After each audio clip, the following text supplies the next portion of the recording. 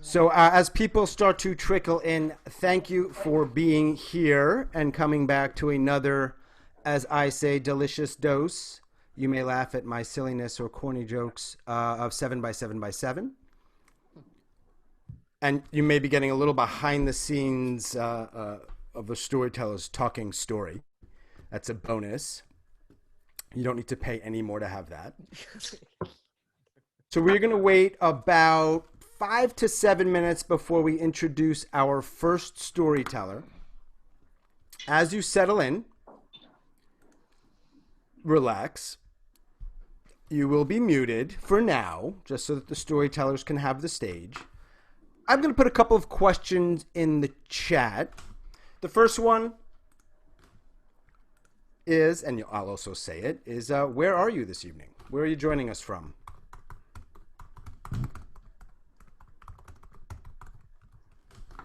I'm in North Carolina. You will hear from our storytellers. Storytellers, you can unmute yourselves if you want to share as well, but we've got people in Hartford, Connecticut, or near Hartford. Where's Rapid City? One town over. One town over from Hartford, we've got Las Vegas. 2 New Yorkers, although one of them is, without her knowledge, kind of representing Oklahoma this evening. Oh. No, she's not. But because it's the 7 by 7 by 7 is supposed to be 7 completely different places. Oh. But you're in New York too. Boston. I grew up in Oklahoma. Yes. Yeah. San Francisco. And Nick is in Virginia, Baltimore? Maryland. Yeah, District Heights, Maryland. Wonderful. And as you are starting to file in, and I really do appreciate you being here, by all means, you can answer that question in the chat. Share with us where you are. We've got people from all over the United States, which is lovely. The other question I have, I'll type it in a moment, is what one word best reflects your day? Not 2 words. Not a third of a word. What one word best reflects your day?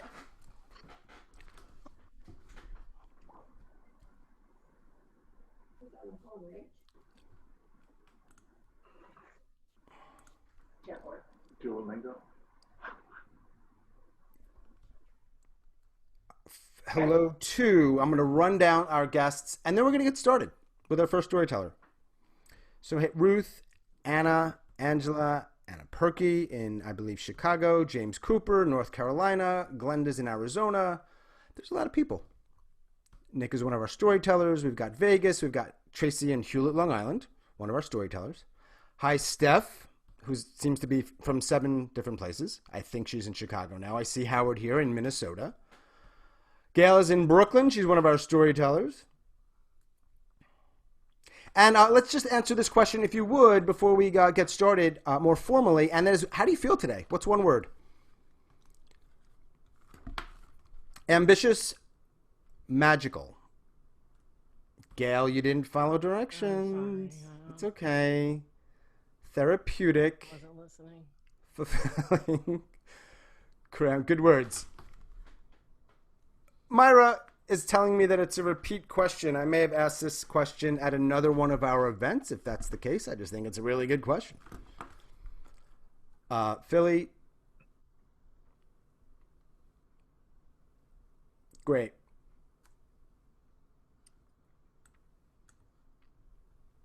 Minnie is feeling mature. I'd like to know more about that, Minnie, perhaps afterwards. Now, if you can stay, after the show, the sort of 7 storytellers share their story, we'll have a Q&A, sort of a little bit less formal. Talk story, talk about the stories, whatever's on your mind. If you have any questions for a specific person or for the group, by all means, you can ask that. Keep it cleanish, please.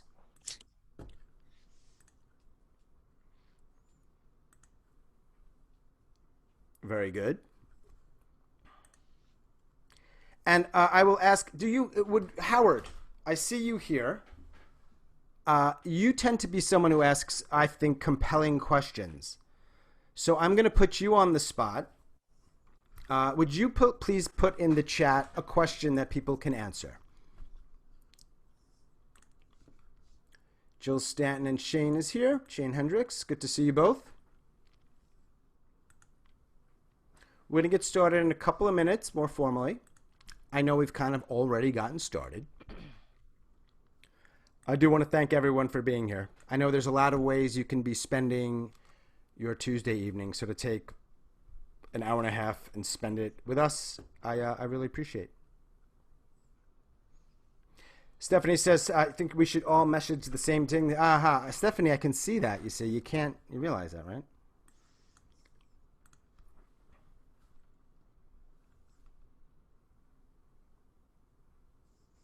All right, so keep asking your questions or putting them in the chat. And most of the people here have been on one of the events that we've done before. This one is called 7 by 7 by 7. We have 7 storytellers, and they're sharing 7-ish minute true stories. My name is Sean. Many of you know that. I'm in Chapel Hill. I'm originally from New York. My heart is absolutely still in New York, but my body is not. I started this group towards the end of March with the intent of creating a space for people to share stories, whether it was related to the coronavirus or not. And look at us now. So we've got more and more people coming, which I feel great about, and some just fantastic storytellers. So I really thank you for being here and supporting everything that we're doing. A couple of things that might help you enjoy your experience if you're not as familiar with Zoom.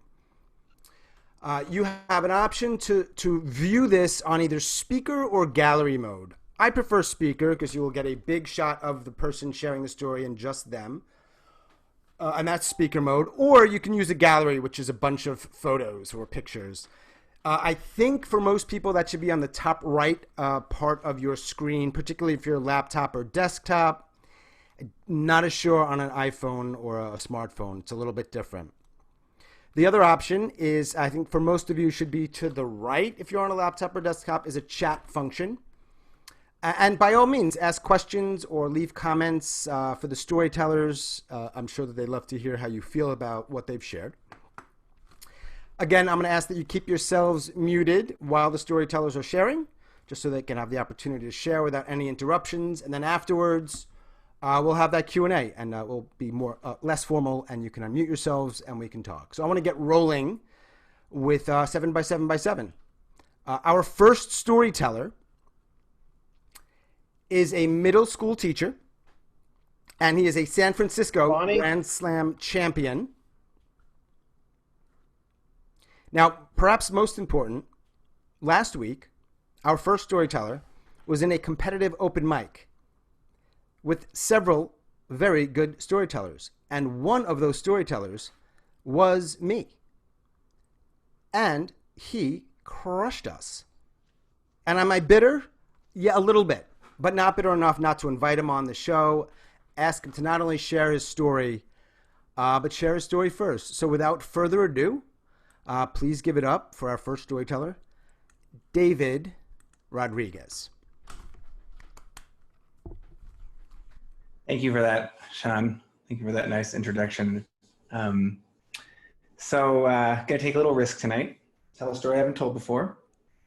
And the first line is like this. So stories, can be really dangerous things. As long as I've had memories, since I was about 7, I have had a secret from my mom. And the really terrifying thing about this secret, a secret that a lot of people have, is that the secret wasn't somebody's hurting me and I need your help. The secret was I'm a bad person. And that's why I never told anyone.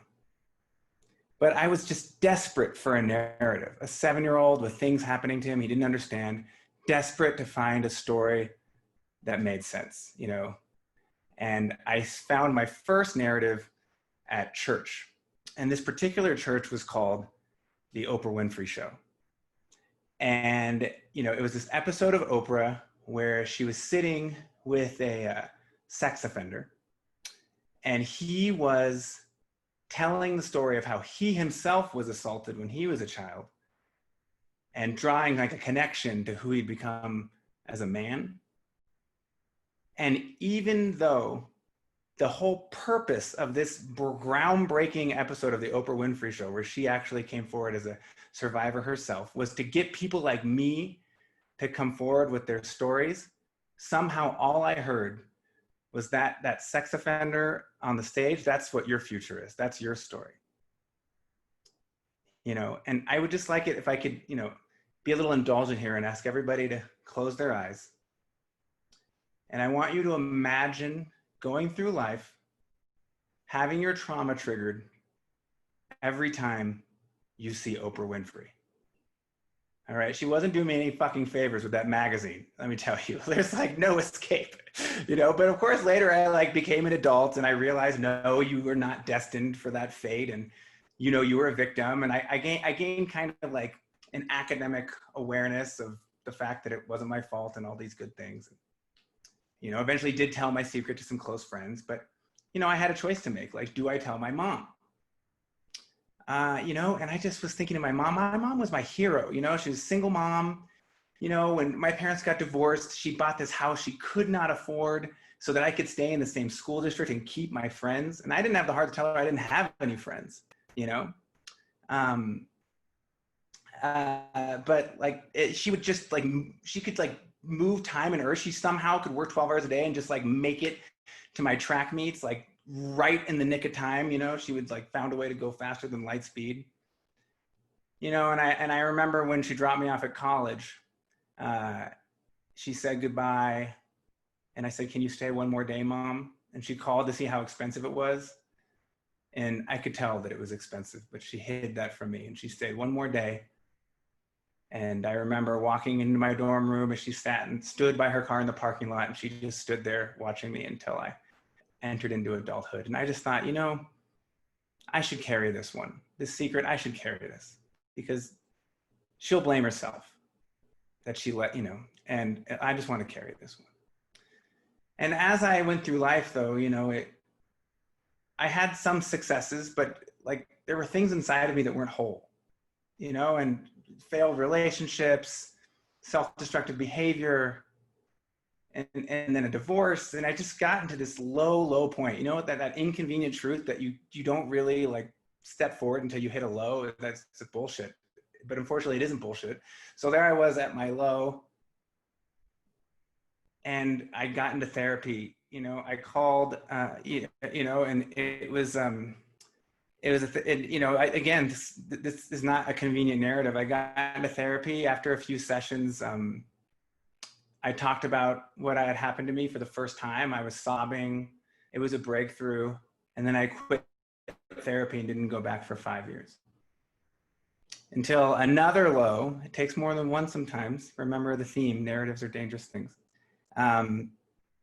When I flew to Hawaii in a desperate attempt to recover from my divorce and called my therapist from a beach and said, I want to start again. Same person from 5 years ago that had helped me with the breakthrough. And eventually started, you know, doing some real work and got to the point where I decided to be a whole person. I needed to tell my mom what happened, but not because I thought she could handle it, but just because one more time at almost 40 years old, I needed my mom to be my hero.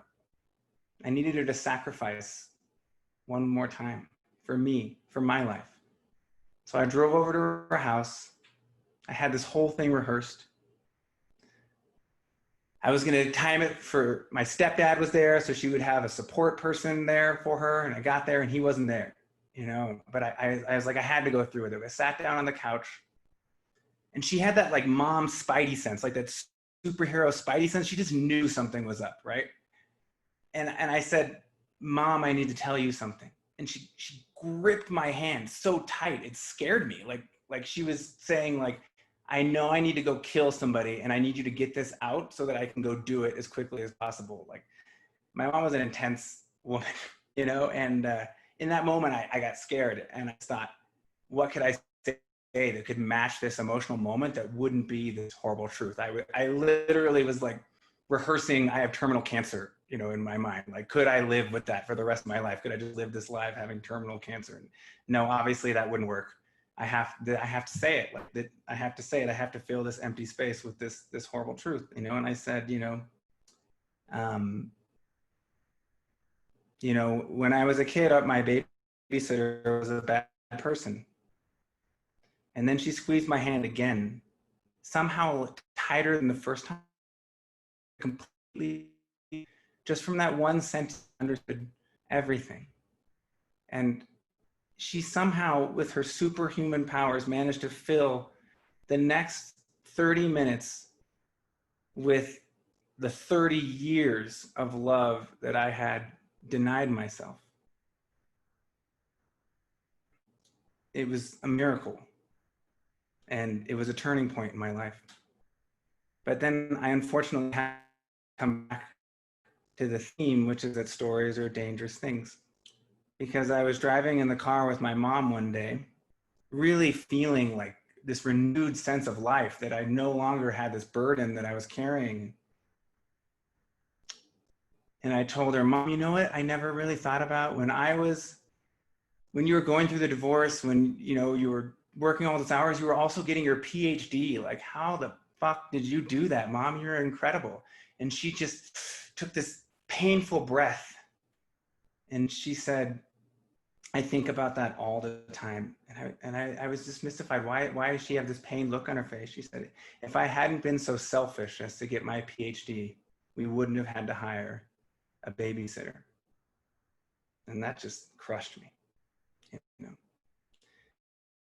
And I'm a teacher, you know, and I teach my students lessons all the time, or I try to make meaning out of things that seem to not have meaning, or help them find meaning in their lives. You know, like the other day I was telling a student, you know, yes, sometimes you can swear when you're writing a story, but this essay on Fortnite isn't a good example of that. You know, and I was thinking about another lesson about life, which is that there's no miracles, you know, there's no fairy tales, there's no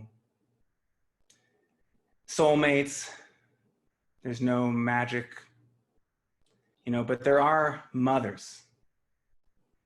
And mine is a PhD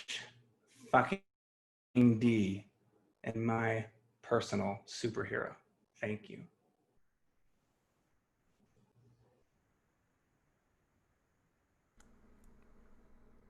Thank you, David. Hey, David, you want to stay unmuted for a sec? Yeah, sure. Let's do it.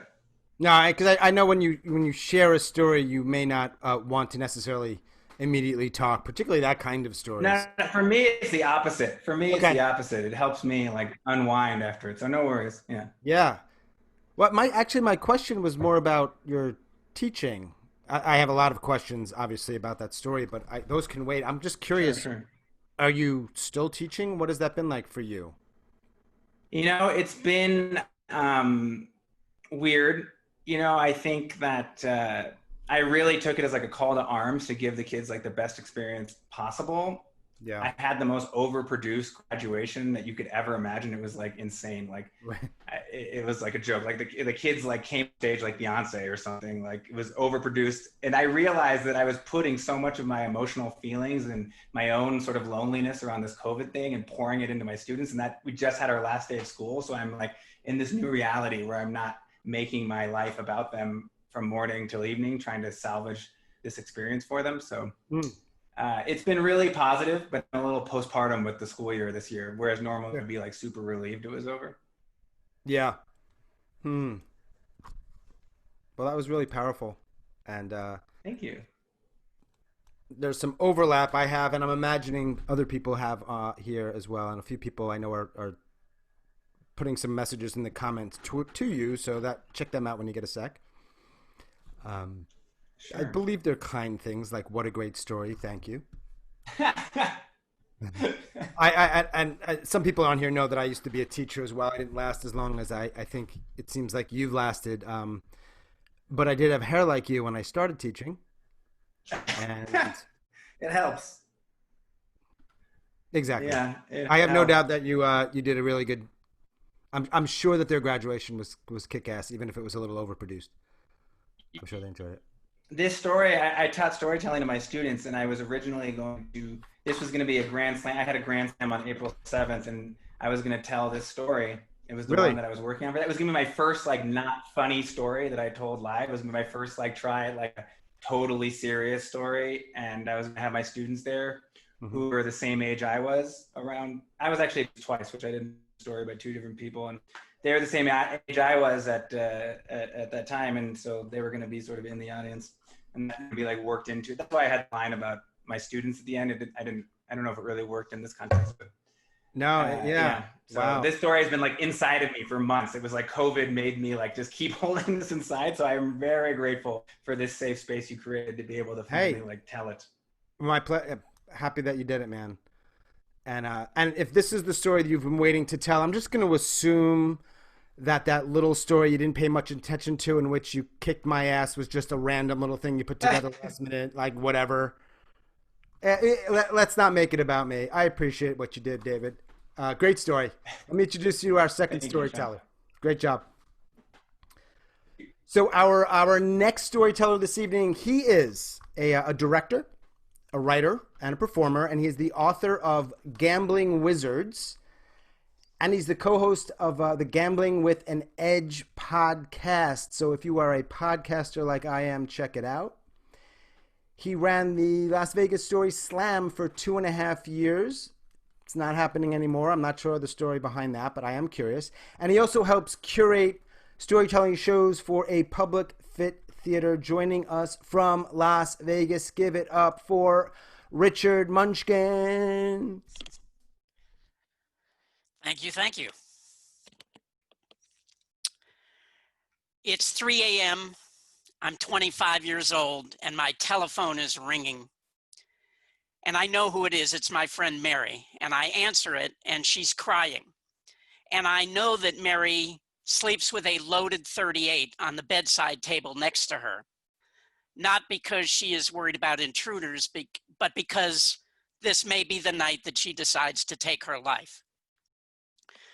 Mary is the daughter of Holocaust survivors, first generation Holocaust survivors have their own special demons to deal with.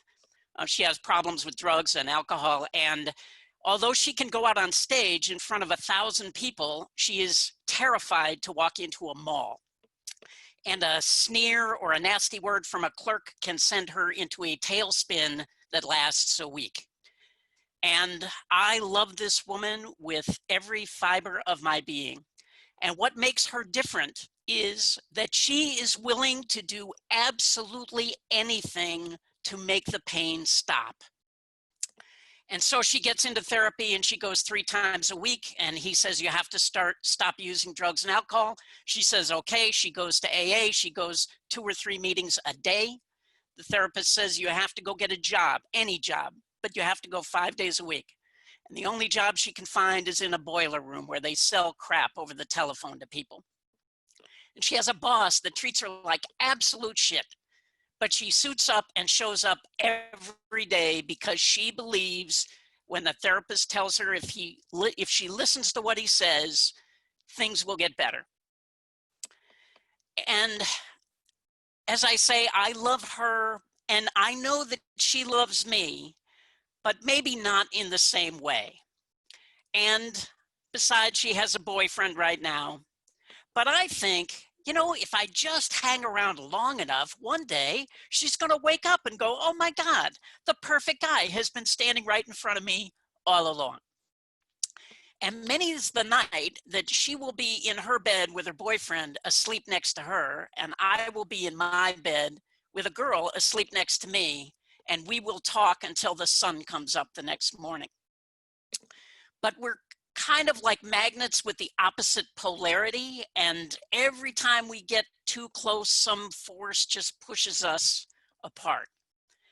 And no matter how much you love someone or you want something, sometimes you just have to walk away. And so I move away, and I leave Las Vegas and I go to Los Angeles. And there I enter the dating hellscape that is LA. I went out with a woman who told me over dinner she was an exotic dancer who had a trapeze act. And after dinner, she wanted to go back to her place and smoke Quaaludes in a bong filled with cream de menthe. I was ghosted before that was ever a thing. I went out, 2 different women after going out with me told me they had decided that they were now lesbians. And one woman I actually dated for quite a while until over dinner one night, she passed me an envelope under the table and she asked me to drive 3 towns away to drop it in a mailbox because the government was watching her, and if they saw her mail it, they would intercept it and her mother in Hawaii would never receive it. And so Mary and I were still talking every day on the phone, and she came to LA to visit, and she was staying with me. And I was complaining about all these crazy women I was meeting, and is this just an LA thing, or what the heck is going on? Why is it I keep ending up with these crazy nutbag women? And she listened patiently, and she said, well, you picked them. And I said, what? She said, you think it's an accident that you keep ending up with these same types of women? Your chooser button is broken. And there are moments in life where you are faced with an undeniable truth, and it just floored me. I knew she was right. The problem was not them. The problem was me. And if I was going to end up with the kind of relationship that I wanted and thought I deserved, I was the one that was going to have to change. And so I took a page from her book and I got into therapy, and I, started to unravel why it was that I was going after these types of women and what was I going to do to change it. And I started to see progress. One night I went out with a woman, and over dinner, she had 5 drinks during dinner, and we went back to her place. And the first thing she did was grab a 32-ounce big gulp cup and start pouring a bottle of vodka in it. And I said, I think I'm going to leave before the vomiting starts. And I got in my car and I left. And on the way home, I was smiling because I knew this was progress. I knew that the old me would have stayed behind and tried to fix that woman. But I was no longer willing to do that. Now, I'm happy to tell you that Mary has been clean and sober for 35 years. She is no longer afraid to walk into a mall, and a sneering clerk now, instead of being a problem for her, she says, now I'm their problem. We've been married for over 25 years, not to each other. That would be the Hollywood ending to this story. No, she eventually met the perfect guy for her, and I met the perfect woman for me, and we have had long, healthy, happy marriages. And we still are the closest of friends. And sometimes we will be out together and she will introduce me to someone. And much to my embarrassment, she will say, this is my friend, Richard Munchkin. He saved my life. But the truth is, I think she saved mine. Thank you.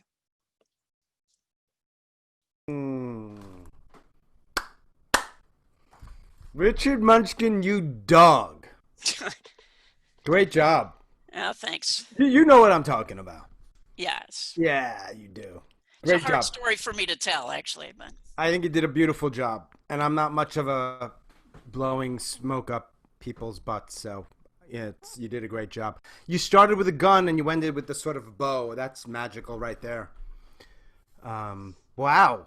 I'm not going to ask a lot. Well, actually, you shared with us a little bit about what happened since then. That might be a bit of an annoying question, but you both got married, but dramatic pause, not to each other. Right. Got it. Right. Great. Wow. And as I say, we're still best of friends. Wow. Is she in Vegas or LA? Yep. No, she's in Vegas. Okay. Wow. I ended up moving back to Vegas. I was in LA for 30 years. So yeah. Your other life. My other life. Yes, that's right. And I am curious because I did put it. Now, I know you did not tell a gambling story. I love the story you shared, but I'm always very curious about your life as a gambler. This is a rabbit hole that we can't go down because it would take hours. And no one probably cares like I care. But hey, here's my one question. I'm putting you on the spot. I've got $100. That's it. It's not a lot. It's a lot to me, but it's not a lot. I'm going to Vegas. I'm thinking about heading into a casino. Richard Munchkin, tell me one thing I need to know. Yeah, don't use it to gamble. Go see the show La Rev at the Wynn Hotel and Casino. All right. Oh, I set you up for that. Didn't I? Set myself up for that. No, I mean, gambling. Like people who buy a gambling book, it's very much like a diet book.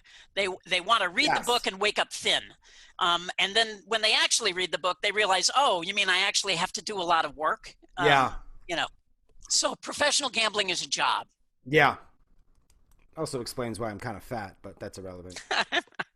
Okay, yeah, so don't use the money. Now, the last question, but I up it up to like 500, 1,000, 10,000, so I have money to burn here a little bit. You're still going to say, go see a show, go do something else. Just don't do it. Fine. Fair. Yeah. Okay. Yeah. Not as glamorous as I was hoping, but that's a good answer and a reasonable answer. All right, thank you very much, Richard. I love that story. Beautiful, Thanks. beautiful. Rolling right along. Our third, next storyteller, third of the evening. She is a former lawyer, and I have some questions for her about that. She's performed stand-up, sketch, and improv in New York City and LA. Her voiceover work includes, oh, no way, I should have read your intro more closely. This is amazing. Beavis and Butthead, Angelo Rules, and David Letterman. You appeared on Law & Order SVU. Her short comedy, My BFF, rated 95% funny on Funny or Die and audience favorite at New Filmmakers. Man, how do some of you people do so much in such a short life? I don't understand it. Astounding. As a speechwriter for award shows, her words were uttered by Oscar winners and fancy people with great clothes. She's a Moth Story Slam winner, and she's performed with Risk, Story Collider, Sideshow, Goshko, and The Liar Show. She teaches for the Story Studio. They have something coming up soon, which we'll learn more about after her story. Please welcome Gail Thomas. It's August 2009. It's a bright, sunny morning in Brooklyn. I walk down the steps of my apartment to catch a cab. Normally, I would ride my bike, but I can barely walk. It's a few days after my hysterectomy, and it's time for my post-op appointment. This is when my young, good-looking doctor is going to shake my hand and tell me, congratulations, we got all the cancer. I get to his office. It's small, and he's wearing a button-down shirt and khakis. He looks more like a teacher's assistant than a gynecological oncologist. He doesn't shake my hand. He shuts the door, motions for me to sit, and begins pacing behind his desk. I wish he would just sit still. Mrs. Thomas, he begins, it's serious.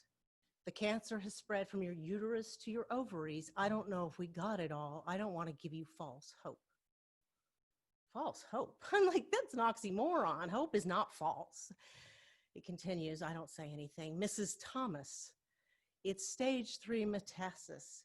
If you don't do exactly what I say, you have a 50-50 chance of being alive in 5 years. Mrs. Thomas, I'm not married and my mom's not there. And this guy just took my uterus, my fallopian tubes, and my ovaries out of my vagina. I think we can be on a first name basis. He continues with all these statistics and all these numbers. He tells me that I have to start radiation immediately, 6 weeks, 5 days a week, followed by 6 cycles of chemotherapy. He calls it protocol. It sounds like a threat. I finally say, I'd like a second opinion. And he says, okay, as long as you start treatment first. That's not how second opinions work. I mean, I'm not a doctor, but I've done some research, and research says that you should actually not start treatment immediately after surgery. Again, I'm not a doctor, but I'm a lawyer, and I like research, even though I hate confrontation. And research also says that what's protocol 1 year can be over treatment the next. I have other reasons to be cautious about this guy. I have a fever that is so high, I can't even sleep at night.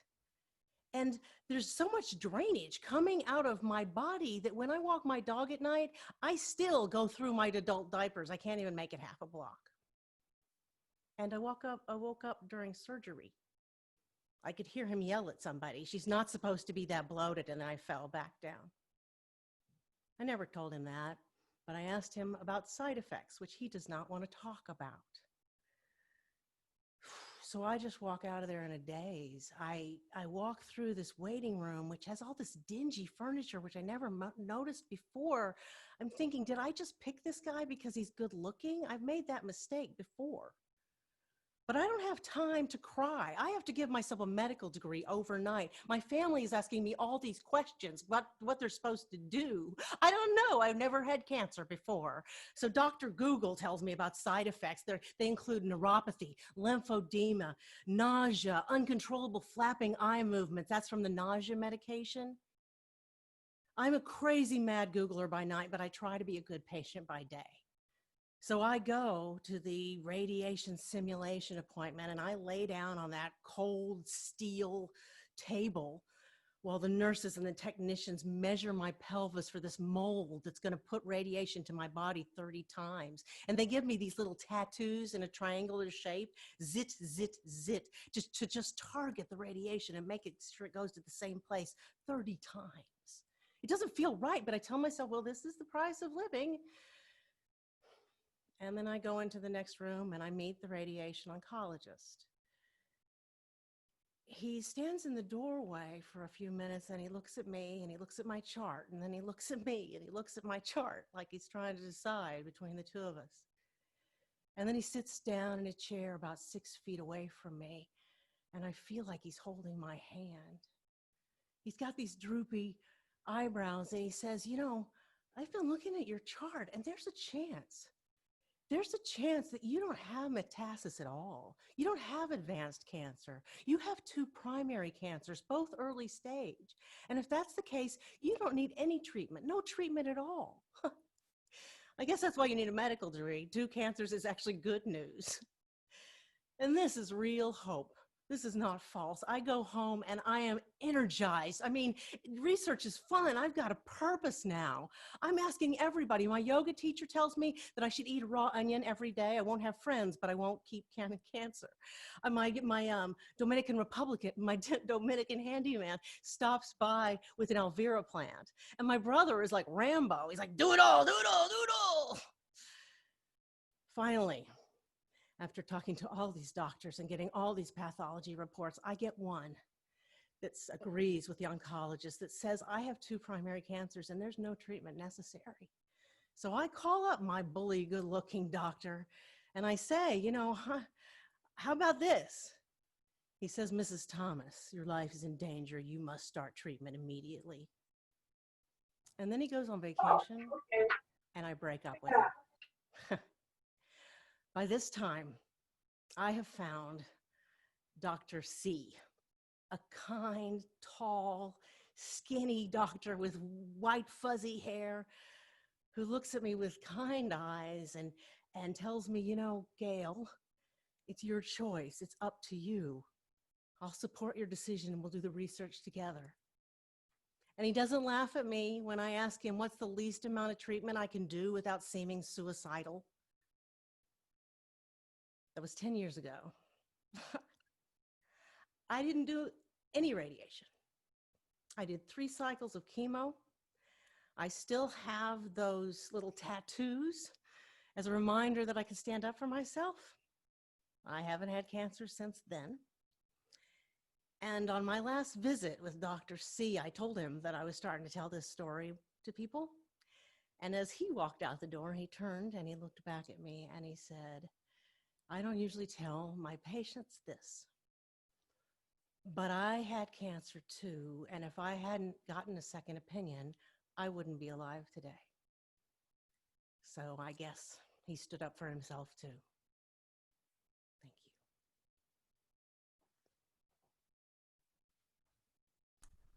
you. Thank you, Gail. Great job. Thank you. It's nice to remember it.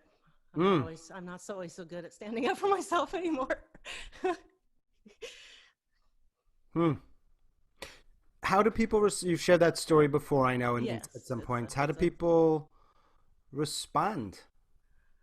Well, every audience is different. I mean, Yeah. one of the biggest compliments I ever got was when I told it in Austin, and these young guys came up to me and told me they could relate. And I was like, it's a hysterectomy story.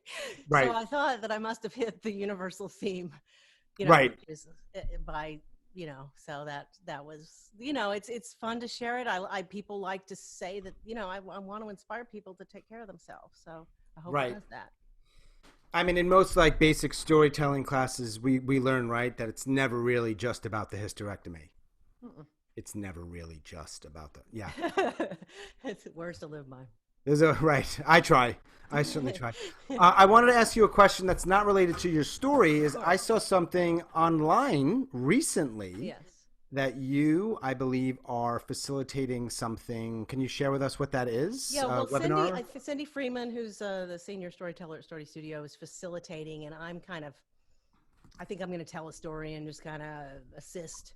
Right. We're just doing like a quick little 30-minute webinar to share a little tidbit, because we want to do some webinars, and Story Studio, which is affiliated with Risk Podcast, has got to get some corporate gigs. So we're going to do Right. a little taste of, but that's this coming Monday. I think it's at, I can't remember. I think it might be at 1 p.m. Eastern time. Okay. If you want, go ahead. Yes. Sorry. If you have a link, no pressure, you could drop in, or people can just search for, what would they? I will which one? pull up the link. Yeah. I can probably pull it up. If I can't, people can direct message me, but I can probably get Sure. it. You can message Gail Thomas, or you can perhaps if we find a link. It's on the Story Studio page, but I Right. will. Yeah, I'll look for it. And then you can find out about some other classes that they may be running. I know they do some things online, but obviously Yeah, you we can have read about it. regular classes running all the time, so I will. Yeah. Thank you very much for this opportunity. Oh, it was wonderful. Thank you for sharing what you did. And for those of you that don't know, Risk is very large. I don't know if is it an organization. It's a podcast, but they now do touring, and they were going to come here to North Carolina before the lockdown. So if you're Yeah, not it's familiar, a storytelling podcast that's amazing. It's basically stories that you never thought you'd dare share. right. There's no censorship except that it's really good stories. So, yeah, tune in. Maybe I'll try to find a link for that too, I think. If you go to any podcast host, if that's what they're called, Stitchify or Spotify or Apple, and you put in Risk with an exclamation point, it'll come up. Yeah. So they have some really good stories. The other place to go, which some of our other tellers can talk more about, is The Moth. If you go to any of those podcast sites, that'll come up too. They're both fantastic. So thanks again, Gail. Drop the link if you have a chance. I'm almost getting it here. No rush. We're good. Cool. All right, let's roll. Let's keep moving forward. So just a quick review here. We were in San Francisco. We hopped over to Vegas. Then we went to New York. And now we are heading up to New England, specifically Boston or south of Boston. Our next storyteller, he is a writer, a storyteller. He's also told for Risk. He is, quote, a celiac warrior. I definitely have a question about that. A Blue Jays fan and a senior writer in residence at Emerson College. Please give it up for our fourth storyteller this evening, Mr. Jon Papernick. I would be remiss if I didn't correct you. It's Papernick, but that's okay. You're on mute, but maybe you should say... I stand corrected. I apologize. I didn't do my job. Fair enough. So you want to grill me on being celiac? After your story. All right. Well, I do want to say great story, Gail. And Gail was actually the first storytelling teacher I ever had. My wife and I went down to New York before we were married, and we took a weekend workshop with Gail, and it was amazing. And now my wife is addicted to storytelling, and I have complicated feelings about storytelling, but we love Gail. Yeah, thanks. So I've always wanted to be a writer. Since I first learned how to read, I've wanted to be a writer. When I was 22 years old, I was working in a bookstore, small bookstore in downtown Toronto where I grew up. that was as close as I could be to writing. Just being around the books, I kind of felt like that was the best I could do at that point. And one day, an invitation came into the shop that Margaret Atwood, the most famous writer in Canada, somebody who we've all read in school, and some of us have even read for fun, was throwing a party for her husband, who was launching a new book called Gentleman Death. And I went up to my boss and I said, I have to go to this party. I have to go. I want to be a writer and I need to meet Margaret Atwood. And after a little bit of negotiating, it was agreed that I could have that ticket to go to this party, and I was even going to do it off the clock. So on a warm summer day, when in my 22nd year, I showed up in this backyard garden party in downtown Toronto, this ivy-covered house near the University of Toronto, wearing my very best cut-off shorts and t-shirt. And I showed up there feeling very nervous, not knowing what to expect. I'd never met a writer before. You know, growing up, I always thought that in order to be a writer, you need to be dead. And here's one of the greatest living writers, and I'm in her backyard. And I arrive in the backyard, and I see all these, you know, a who's who of literati in Canada. You know, people whose books were on my parents' bookshelves. You know, poets, playwrights, everybody. And I didn't know what to do. I kind of, you know, walked over to this circle of people, and I kind of encountered this big wall of backs. No one really paid any attention to me. I didn't really know what to do. I had no place there. I was probably the youngest person by about 20 years, and I was really feeling like an imposter. But the drinks were free, so I went and had a drink, maybe a double. And as I drank that down, I started to feel a little bit more confident, a little better about being there. Because the fact is, I had an in. My father worked at a camp in Northern Ontario when he was younger with Margaret Atwood. At the time, my dad was a sailing instructor, and Margaret Atwood was known as Peggy Nature. And my dad had said, when you meet Margaret Atwood, tell her I say hi. So I was just waiting for my opportunity to speak to her and drop my trump card and say, my dad knows you. So I had my drink and continued to feel this incredible sense of alienation. You know, there was nobody that was even paying me any attention.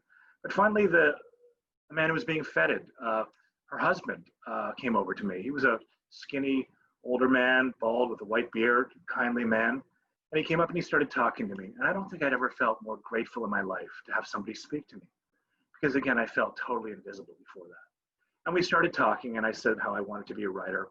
And he had talked about how when he had first started writing, he had written a manuscript and passed the novel on to a teacher of his. And the teacher had handed him back a tiny slip of paper about this size of a fortune cookie fortune, saying this sentence is the only sentence that shows that you have any talent as a writer. And I thought that was really cool, because now here we are, he's publishing a book. And it's not his first book either. He's published a number of books. Interestingly, this book is about an older, struggling writer married to a much more successful writer, having trouble writing a novel. And the novel was called Gentleman Death. So there I am talking to the author of Gentleman Death. And I do take that piece of advice rather kindly, because again, I feel that I couldn't possibly be that bad. At least I get a Post-it note worth of writing that people would think shows I have talent. And suddenly, out of nowhere, Margaret Atwood appears before me. And I'm thunderstruck. I'm so nervous, but there she is in front of me. And she's much smaller than you'd imagine. She has this very strange look about her. Her eyes kind of spiral in this kind of kaleidoscopic way. I'd only seen that one other time in my life, which was a couple years later when I met Yasser Arafat in the Gaza Strip, but that's a whole other story. And Margaret Atwood comes up to me, and I introduced myself, and I said, my dad says hi. And she says, who's your dad? And I tell her, and she looks at me and she says, I don't know who he is. So I repeat the name and I pronounce it properly. And I say, my dad says hi. And she has no idea. So what are you? Are you a writer? And I said, actually, I am. And she says, well, do you have your manuscript with you? And this is the moment I've been waiting for my entire life, to be recognized by Margaret Atwood. I mean, she didn't know my dad, big deal, but she's asking about me. And it just so happens I have my manuscript sweating against my back in my backpack. And I said, yeah, I do have my manuscript. And she looks at me, and this is one of the most devastating things anyone has ever said to me. She says, "Of course you do." And she spun on her heels and she walked away. So there's only one thing left to do, and that is have another drink because it's free. So I have another, and I probably have another.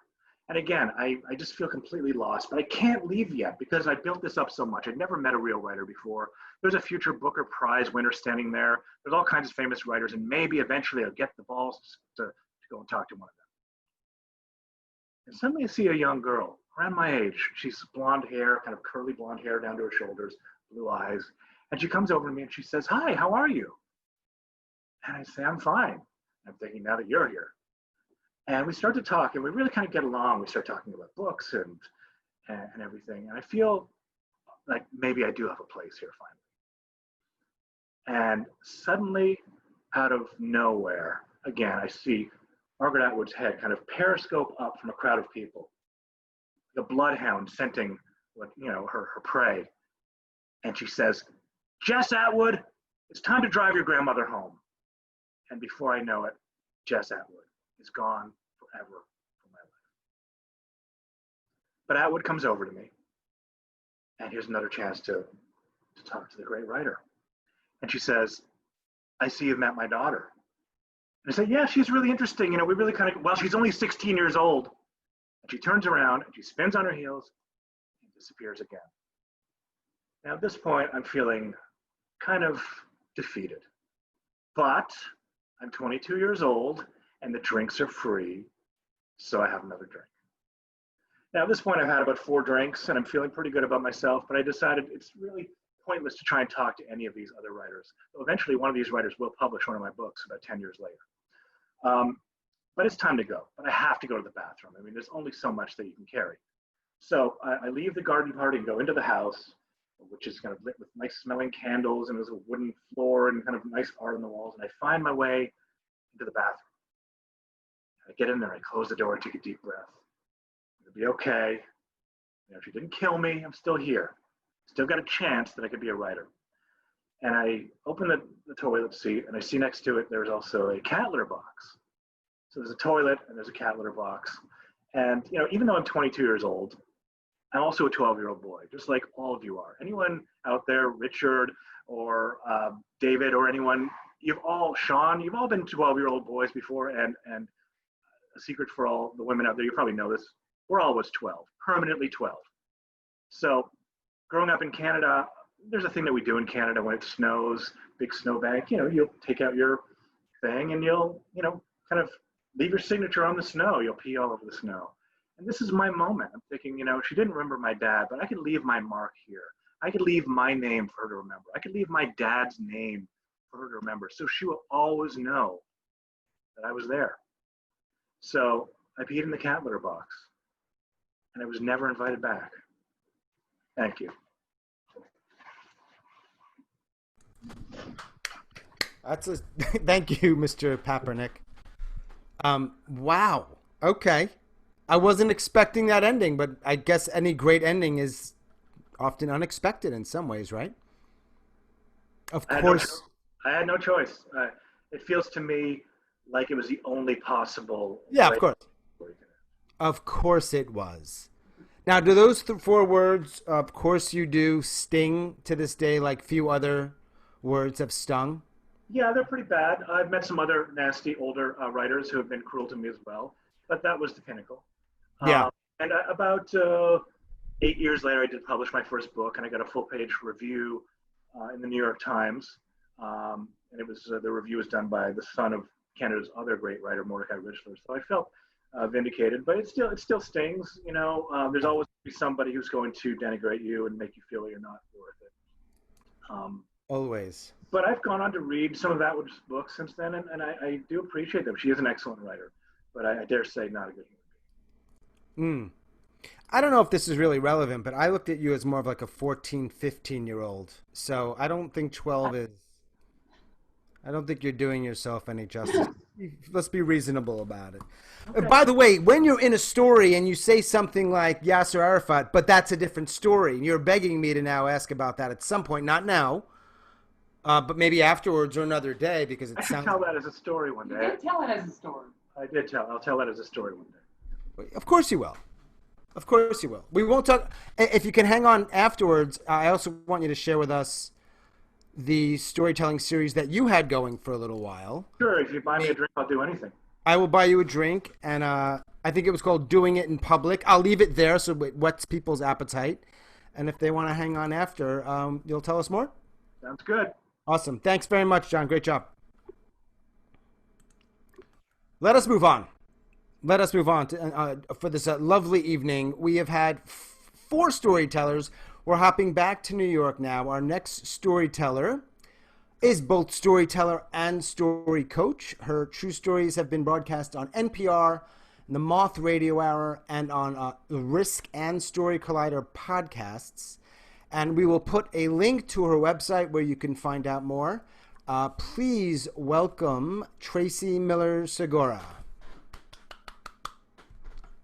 Hello. Good to be here. Number 5, I am the 4th of 5 children, so 5 has figured greatly into my life. So growing up, the person I most admired and wanted to be like was Lori Partridge from the Partridge Family. You remember Lori, long dark hair, everybody loved Lori. Unfortunately, the family member I most resembled was her younger brother, Danny. Short, funny looking, wisecracking, nobody really much wanted him hanging around. Well, that was me. I didn't feel like I fit in my crazy big family, and I certainly didn't feel like I fit in at school. I really didn't have a lot of friends. I was an awkward kid. The first time where I really felt at ease with myself was when I was 14 years old and I got high for the first time, smoked a joint. And when I felt that euphoria going throughout my body, I was in love, and all I wanted was more. And I chased that feeling for many, many years. You know, by the time I graduate college, I've gone through the dictionary of drugs, from amphetamines to quaaludes and everything in between. Pretty much, if you were doing something and you didn't fall down dead next to me, I said, all right, I'll take one of those. Now, the only drug I did not use was heroin, because everybody knows that if you use heroin, you're a drug addict. And I'm not a drug addict, I'm a recreational drug user. Well, it's now a few years after college, it's 1988, and I am living in Manhattan, in this dark Manhattan apartment that only gets light from like 1 o'clock to 1:20 every afternoon. Other than that, I'm staring at a brick wall. And my life is not going so well. I'm in this miserable job as a secretary. I'm living with my boyfriend, who is a 4th-year medical student, and I absolutely adore him. But there are some red flags that maybe this relationship is not going to last. Like, he says he doesn't love me, and he's never going to love me. But I stick around with him. And, you know, so we're going on, and you know, now that I'm a few years after college, and he and I have been getting high together, right now, he is actually, for his last semester of medical school, he is away overseas. So I'm in this apartment alone. And over the last year or so, I've started doing this new drug, which I didn't do in college because I couldn't afford it, and it's called cocaine.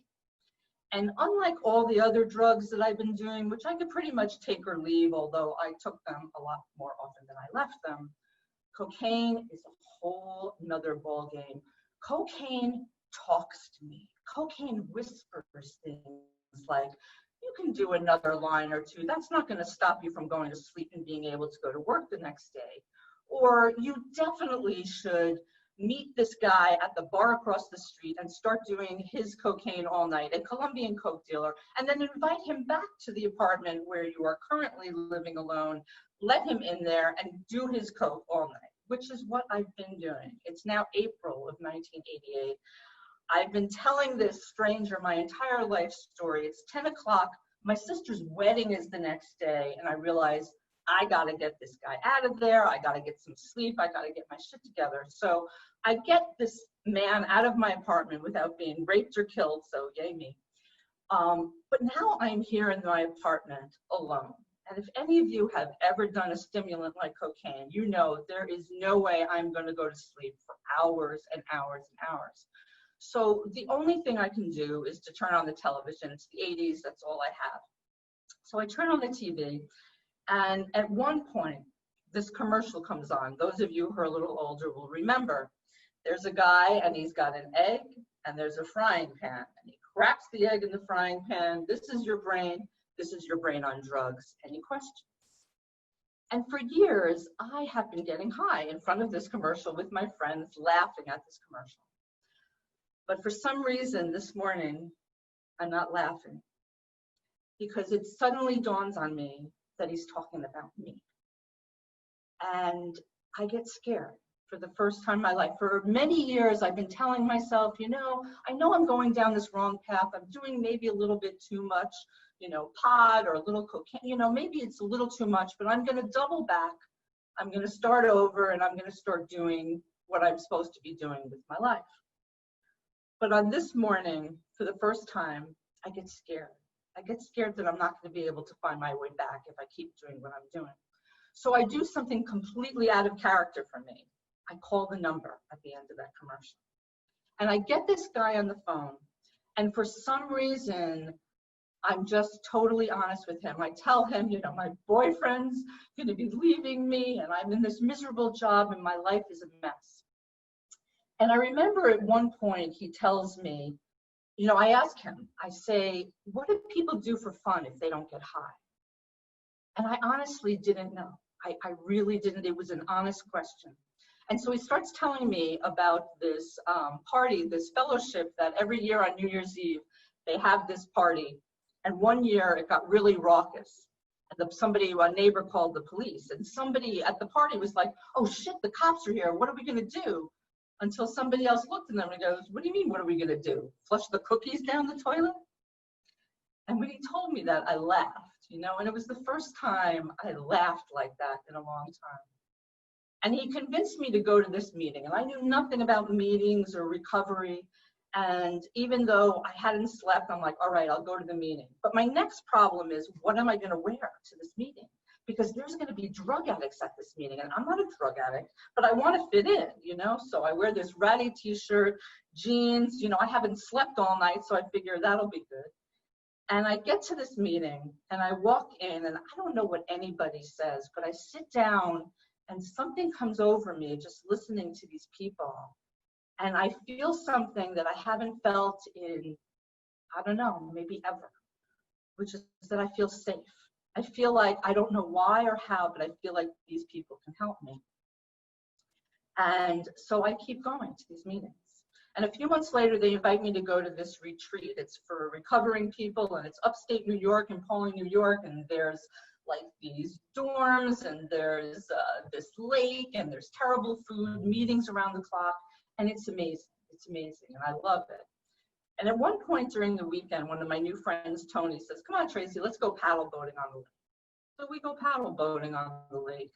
And it's a beautiful sunny day. And as we're paddling around the lake, I suddenly look up at the sky and I say, wow, this is beautiful the way it is. Like, I don't need to get high to enjoy this. And Tony looks at me and he's like, yeah, duh. But to me, it's a revelation. And 9 years later, I get married in front of that same lake. And I get married there because I eventually meet my husband at another one of these retreats. At this point, he's still in the Bronx somewhere smoking crack. But eventually, he finds his way back in the rooms. We meet. And so I want to get married there because that's where we met. But also because I'm starting this new chapter in my life. And I want to start it in a place where I feel like I fit into the world for the first time. Thank you.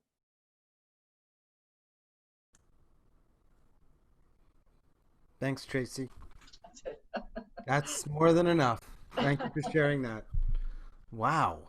I'm pretty open about my past, and I know what those conversations are like very well, those conversations with cocaine. And they are, what was it? Did you say whisper? Was that the word you used? It whispered to me. It told me things. Is that how you heard it? Yeah, I heard it too. It wasn't always a whisper. It was louder than a whisper, but maybe a loud sotto voce whisper. I don't know. Well, it's so interesting. And the coke dealer told me that his cocaine wasn't addictive. And Of course I not. believe that. Right. No, okay. It's interesting because, and I'm sure I'm not, there's many people out there like this, but I always said the same thing. I said, but I don't do heroin. I said, if I don't do heroin, I mean, I knew I was lying to myself, but to me, it was like a different, for me, we don't have to make this a show all about drugs, but I remember thinking to myself, often, if I'm not injecting something in my arm, if it's not a needle, then it's not as bad. Well, I also didn't know that you could snort heroin. I probably would have done that. Right. I'm glad I didn't know that. You caught a break there by not learning it that early. It's such an interesting, the way it just happened to work out and the way you crafted your story, and that you met somebody through that same thing and got married there. Really beautiful. Yeah. Yeah. Real quick, I'm also curious, are you okay sharing, you're doing some work related to COVID right now? Is that right? I am. I'm a contact tracer for the state of New York. So what does that mean? That means everybody who's diagnosed with COVID-19, the information is given to the health department, and the health department contacts them and finds out all the people that they've been in contact with since 2 days before they started showing symptoms. And then they give that information to contact tracers, and then we call them, all the people who have been in contact, and we make sure that they quarantine, and then we check up on them each day to make sure that they don't develop it. So it's trying to stop the spread. So, and have you started that? So you are on the phone calling these people? I have. It's like my friends are calling me Tracey the Tracer. Right. But it's like being a disease detective, and it's, I mean, and it's interesting being a storyteller. I think having empathy and being able to listen to people, and I mean, because it can be a very scary thing to get that call and hear that. So. Are most of the people receptive to you, or is there some pushback? They are, and sometimes you have to talk through an interpreter because they don't speak English. So, Sure. But yeah, no, it's very fulfilling. I got laid off in April after 11 years, so this is I'm glad. what I'll be doing for the next year, and I'm actually very happy that I found it. Yeah, that's a job I didn't know existed, and it's not my field, and I didn't know what it is. It used to be done by the health department, but because of the pandemic, they need a lot of people to be fanning out and finding everybody who's been in contact with people. Yeah, well, great stuff. Before we move on to our sixth storyteller, and I'm glad it worked out that you're number 5. I didn't know that was your kind of lucky number. Mm-hmm. Are you teaching any moth-related workshops, or you were recently? Not the moth. I mean, the moth is where I got my start, but I have my own. I didn't know. My apologies. So it's your own thing. Yeah. Yes, I teach storytelling. I just finished doing a 6-week Zoom workshop, and now I'm doing my first advanced storytelling workshop, which is we'll just be working on stories for 6 weeks, and that's starting in July. And all the information is on my website, TraceySegarra.com. And I put that in the chat for folks. So if you want to check out more about her workshop or anything else related to that kind of work, check it out. Thanks again, Tracey. Appreciate it. Great job. Sure. Let us move down to the mid-Atlantic part of this fine country. Our next storyteller tells stories in D.C., Maryland, and the Virginia area. He gets around, and he's told stories for shows such as The Moth, The Story Collider, Better Said Than Done, and Mistakes Were Made, as well as The Perfect Liars Club. I've never told a story there, but I'm sure I could, given its name. In addition to telling stories, he's hosted storytelling shows for Better Said Than Done and the Armed Service Art Performance, ASAP, both online and in person. He is currently hosting a stand-up comedy show, Clean AF Comedy Show, every Friday night on Facebook. And he has a blog called Storytelling on Purpose. Both of those links we will put in the chat. Please welcome our sixth storyteller this evening, Nick Baskerville. Whoop, whoop. Thank you, and thank you. I have this level of frustration that I can't even really find words for it, to be honest with you. I'm sitting in traffic in Denver, Colorado. It is 1995. It's early into the summer, about midday, and I am trying to make my way onto the highway. But I can't. There's traffic everywhere, and all that I hear is the honking of horns, the colorful expressions people are using, the sun's in my eye, and there's this idiot who has stalled his car in the middle of the traffic area and no one can get by. I'm that idiot. I'm the person who stalled his car. I'm the reason for it. I try to blame the car because they've got two pedals and how do you know which one to push? And they've got the little stick there and it's always kind of hard to get in there. But let's be honest. Okay, I'll be honest. It's all about me. And I should have seen this coming. All I want to do is check this off my box, driving a car on my way to being an adult. In 1992, I graduate from school. I'm actually a military dependent, so we're in Germany. And so I come up with a list of things that I'm going to do to show that I'm an adult and that I'm grown up, and one of them is to drive a car. So I go and I make my first attempt at getting my driver's license. I sit down to take the test. I said first attempt. I made 2 attempts. Neither one of them worked out. But I'm 17, and I figured, well, if I'm 17, technically I'm not really grown. So maybe I need to wait until I'm more grown up, more adult-like, and then I can really work on this. I'll find some other things. But that also leaves the fact like, well, what do I do in the meantime? How do I get to be more grown up? So I do something that was really common for a lot of the kids that were my age and there. I joined the military. And so once I've done that, I make my way to Texas, and then to Mississippi, and then to my first duty station. And that first duty station is 35 miles south of Tokyo, Japan. Now in the military, you get this person called a sponsor. And so when you get there, they help you figure some things out. And I met my sponsor. His name is Aaron. Aaron is about my height and weight, white guy, dark hair, and he has this smile that says, yeah, anything's possible. And so it's with this idea, and now that I'm fully 18, I figure I can do that grown-up thing of driving. And so he helps me study, and I get it. I passed the test, and this is fantastic. And now I'm driving, and I'm getting it. And then there's an abrupt stop. Well, actually, the police officer called it an auto accident. I referred to it as a stop. No one was hurt. No one was in the car because the car was parked. It was a parked police car. It was the only car in the entire parking lot, to be honest with you.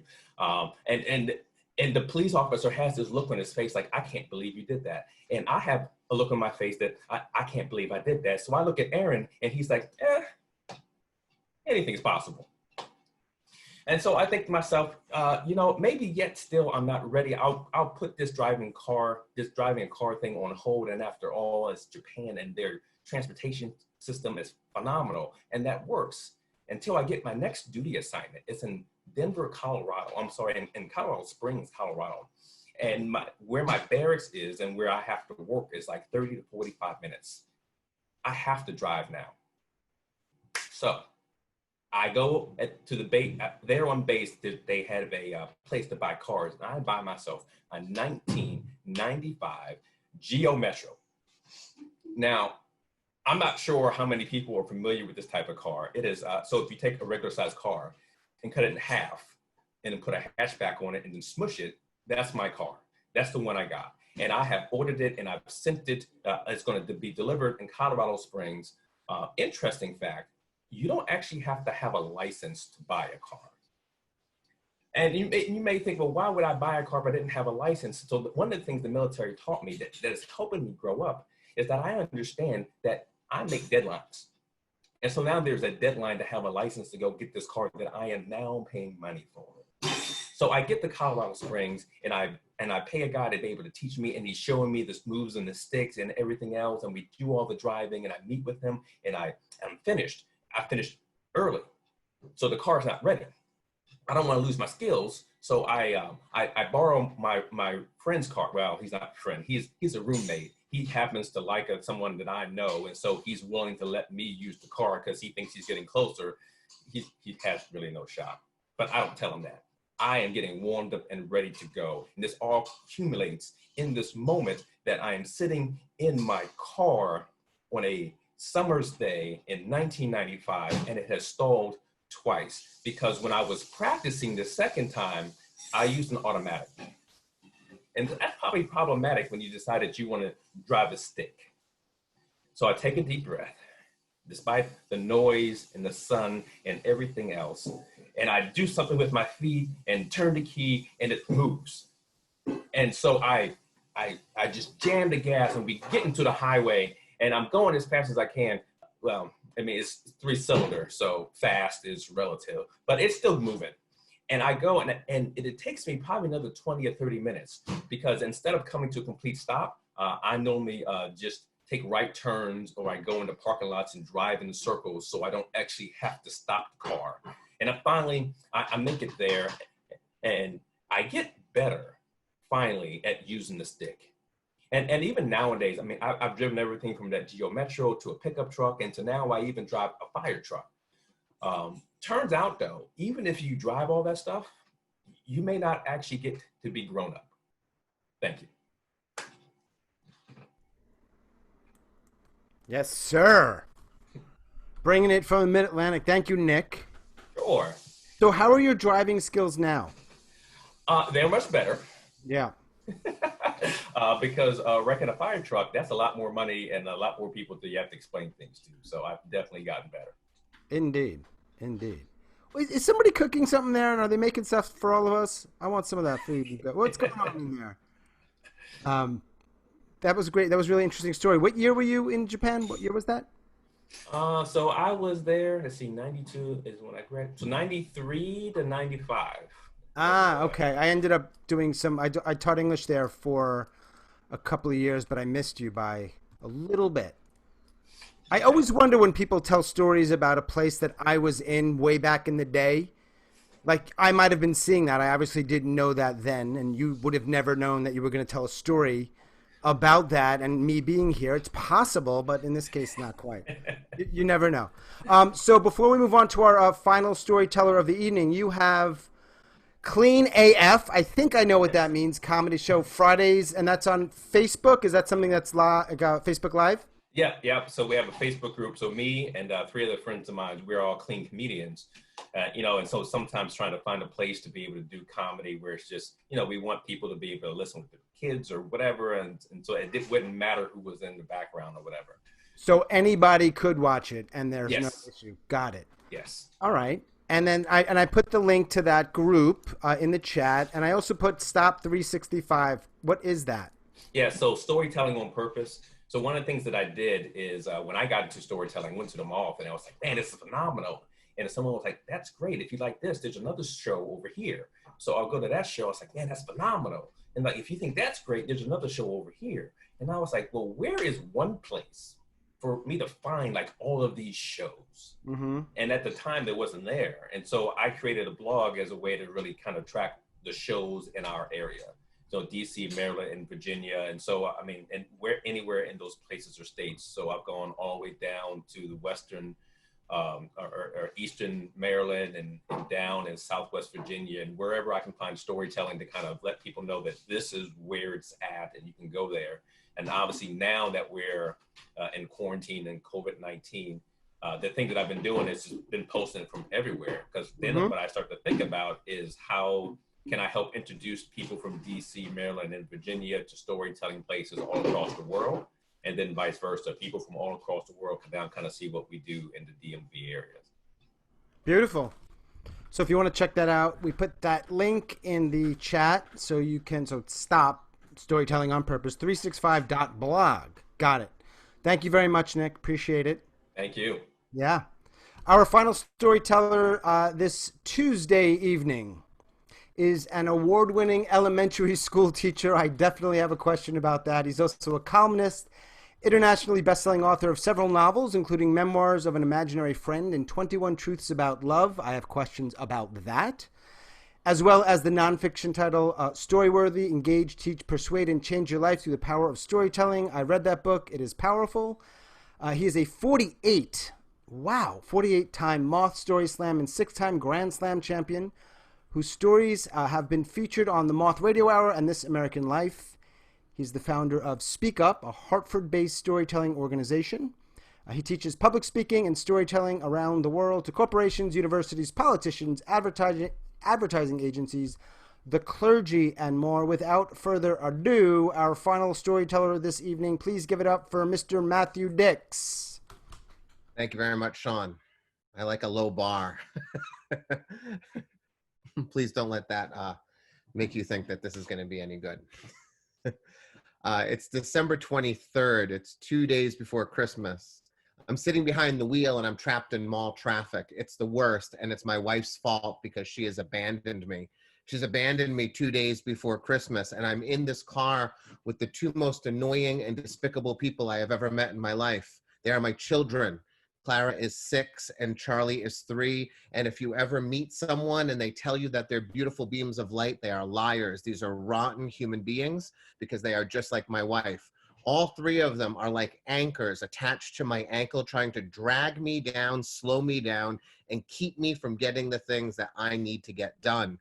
These are people who, when they get into the car, they take their shoes off as if this is some mobile living room because they want to be comfortable. And it sounds fine, but the problem is when you arrive at the place you're supposed to be going and you get out of your car, you're 30 yards ahead of everyone before you realize they haven't even gotten out of the car yet because they're still putting on their damn shoes.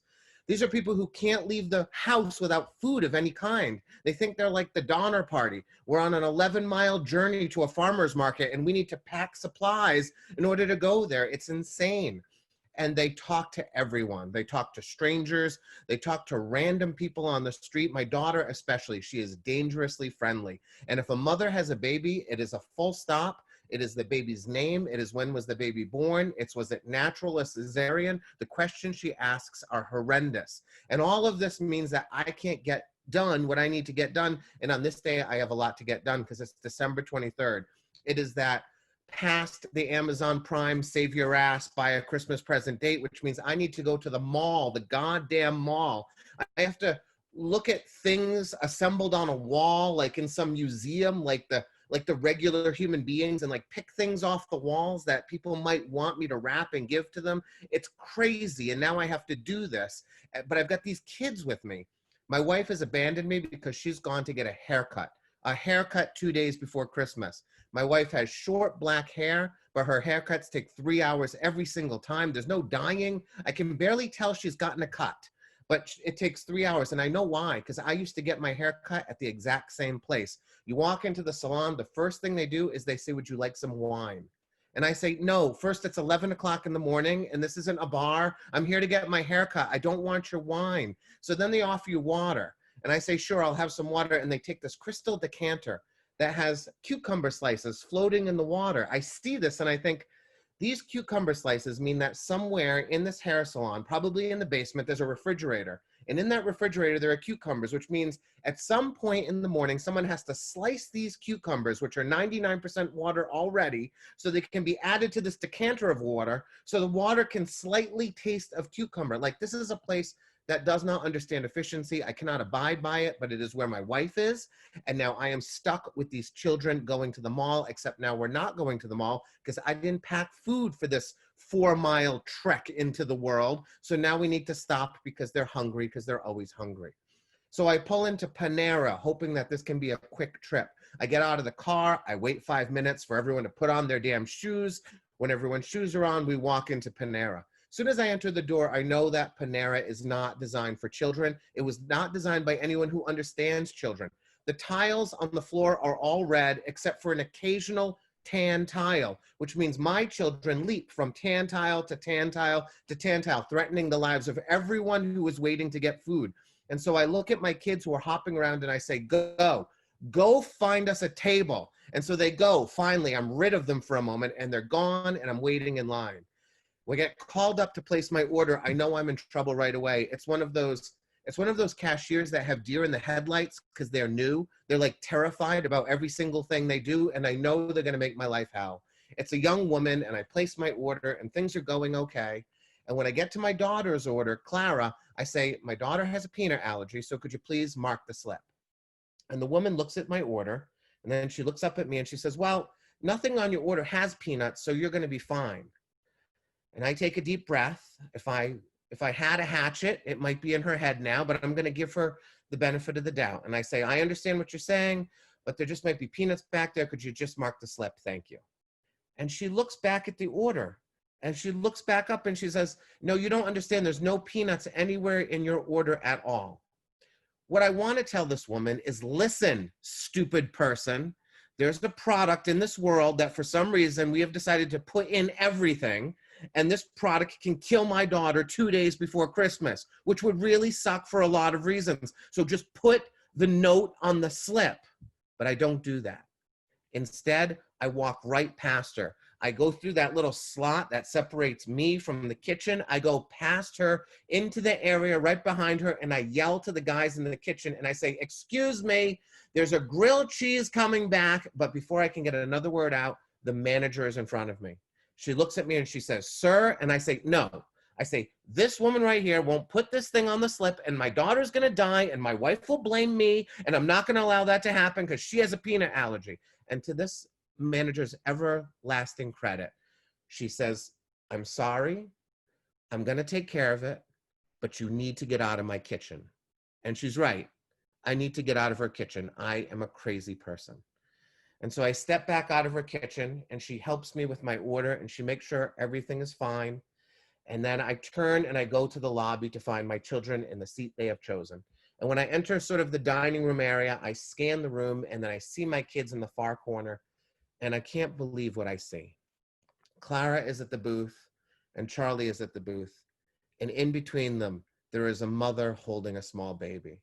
They have chosen to sit with a complete stranger. And now I must extricate my children from this ridiculous situation that they have created. And as I walk across the dining room trying to think about what I'm going to say, it's as if Clara knows what I am planning. Because when I get close, she says, she said it's okay, we can have lunch with her. Her baby's name is Hannah. Isn't she cute? So I look at the woman, and she gives me that smile of resignation, like, it's all right, we'll get through this together. And so this quick meal is not going to be quick now, which means I'm not going to get to the mall quickly, and everything else is going to be ruined. So I sit down, and I chit chat with this mother for a moment. I introduce myself. I meet Hannah, the baby. And then at one point, Clara says to the woman, she says, where's Hannah's daddy? And the woman pauses for a second as if she's considering what she's going to say. And then she tells Clara, Hannah doesn't have a daddy. And Clara, without missing a beat, says, oh, are you a mommy family? And the woman says, no, it's just me and Hannah. And for the first time, I see this woman. I really see her. I see the slump of her tired shoulders and the lines under her eyes. And I look to the left, and I see the carriage, the stuff that I haven't seen for a long time because my kids are a little older. All that plastic paraphernalia that you have to carry into the world now to keep a child alive, the bottles and the diaper bags and the toys and the breast pumps, all of this stuff that you have to throw on your back like a Sherpa every time you want to leave the house. And I look at this woman, and I am so angry at Clara for showing me this thing that I need to see. 2 days before Christmas, my daughter and my son sat with a stranger, and that stranger treated my kids better than I have treated them all day. She was actually present and kind, and she listened to my children in a way I had not since the moment we left the house. And I'm so angry at Clara for shoving this lesson down my throat on this day. And so I take a deep breath, and I try like hell to put the mall out of my mind and my wife out of my mind, the wife who I complained about because I had to suffer for 3 hours without her while sitting across from a single mom and a baby who seems a hell of a lot happier than me and a hell of a lot more capable than me and a hell of a lot more patient than me. And so I try to have a meal with my kids and be present in the moment as best as I can. And ever since that day, I have not improved greatly. I've improved slightly, but in those moments of real annoyance and those moments where I feel like everyone is trying to pull me down and hold me back, I think about Hannah's mom and how she treated my kids that day. She is the role model that I now have for perhaps treating my children and my wife a little better every day. Thank you. Thanks, Matthew. You're welcome. Thank you for having me. I appreciate it. My pleasure. I appreciate it. I feel like Hannah's mom is a really good book title. I don't know exactly for what age. It But- kills me that I can't remember her name. I remember Hannah, but I don't remember the woman's name. Oh, but I think Hannah's mom works for me. I don't need to know her name. Anyhow, so would you share? We learned a little bit about you in the intro. Would you share a little bit about your podcast? Because I love your podcast. Oh, thank you. Thanks. My wife and I host it. It's called Speak Up Storytelling. We produce a show here in Connecticut, or we did. Now we're actually producing shows online now. So every week, theoretically, it used to be every week. Once we had to start distance teaching, my wife is also a teacher. We got off schedule quite a bit. So every week or so lately, we put a story up that we featured in our show, and then we sort of deconstruct that story. We talk about what's working and what's not. There's a segment where I talk about how I find stories in my everyday life, and I sort of explain how a moment from my previous week could be a story or a component to a story to help people sort of find that. And we answer lots of questions, things like that. It's a lot of fun to do. And forensics. Yes. Oh, and right. And there are moments when Alicia doesn't want a podcast. I have to give her a week off. And on those weeks, I take a story that I've told at one of our shows, and I go through it, and I sort of stop and start it, and I talk about sort of what was I thinking? Why did I make this decision? There are stories where I make terrible mistakes. I make bad decisions, and I point those out. I say, oh, what was I thinking here? So I sort of go through my own stories. And the new thing I'm doing now is I'm actually, because I don't write my stories out, I do everything orally. Which is astounding, by the way, but that's just an aside. Well, it's just the way I work. Hey, it works. It works for me. Yeah. But because I do it that way, I can actually craft stories in front of people, which is very uncomfortable for me because they don't sound good in the beginning, and I don't really like people hearing me sound poor, but I'm doing that now too on the podcast every now and again. Right. It's like a think aloud. I'm harkening back to my teaching days here. Yes, it really is. It's like a think aloud, but it's a long, miserable think aloud where I have to, I have a list of, story ideas that I've never crafted. So I just choose a random number. So I don't know what to expect. I do it live in workshops. People always love to see me do it in workshops, which I hate doing it, but it's always like the best reviewed thing that I do. So doing it on the podcast was even more uncomfortable because instead of, 50 people, it's, 10,000 people hearing me sound poor, but people unfortunately like it. You're a brave man. So it's called, if they want to search for it on Spotify or wherever, it's Speak Up Storytelling, right? Yes. Yep. Yeah, we're about to do our 100th episode in a couple weeks, I think. Wow, congrats on that. Thank you. Do you have any workshops coming up that are for the public? I do. I didn't think I was going to do them online, and people convinced me, and I thought they were going to be terrible, and it turns out they're not. They're not as good, but they're very good. Actually, I see a lot of the people who are in my work right now here. So welcome everyone who I know. I do 6-week workshops. So 6 people join me for 6 weeks. And then on July 11th, I sort of have an all-day workshop from 11 to 6. I'm going to take people through the process of the very beginning of crafting a story step by step so that by the end of the workshop, they kind of have a story ready to go, basically taking them through my process. And I'll also be modeling one of those choose a random number and listen to me craft a story at that workshop as well. Even though you don't like it, but they like it. It works for them. Unfortunately, when I send the feedback form back, out, what I get back is always that's their favorite part. So, hey. Perhaps the most important thing before we sort of formally say goodbye is you wrote a book. You've written several books, and one of them is called 21 Truths About Love. Yes. Now, here I am, a man in his 40s, single. And it's been a hard conversation I've had to have with myself about maybe I really don't know that much about women. And it's just serendipity here, but so I'm putting you on the spot. I don't need all 21, but maybe 1 or 2 would be great before we leave. Sure. It's my latest novel. It's a book written entirely in lists. It is list after list after list that actually tells the story. Really? Course of the book. Yeah, it was accidentally written during faculty meetings when I was bored, and somehow it became a book. It really was accidental. I guess, the advice I've been giving people lately in terms of finding the right person is the thing I appreciate about my wife the most is that sort of my worst qualities. I mean, I'm sure you know what your worst qualities are at this point. If you don't, that's Yeah, it's a different conversation, Matt. But go ahead. yeah. Well, if you don't know those, you probably have some work to do before you. Yeah. Can, but if you know what your worst qualities are, the best thing about my wife is that she either overlooks them, like genuinely doesn't have to like look past them. She just doesn't see them, or she somehow finds them endearing. And if you can find someone who can see your best qualities as, you know, something that makes you you, that is a really wonderful thing. Okay, but how? How to do it? Well, you have to find the right person, essentially. Basically, what I'm asking you to do, Matt, is maybe be like, I need you to be my dating liaison. Well, you know, I teach workshops. Storytelling for dating is actually a workshop that I teach because it turns out you can usually get a first date. Right. You can't get the second date. It doesn't really have to do with what you look like. It really has to do with what you said on the first date. Definitely a large component. I agree. So people just don't say the right stuff on the first. And actually, to be honest, I've never had a woman take my storytelling for dating. It's always been men. I don't feel like women probably need it as much as men do. Ooh. Yeah. Man, I got to hear the truth here, son. I got to hear it. Yeah. All right. Sorry. Cool. Well, read the book.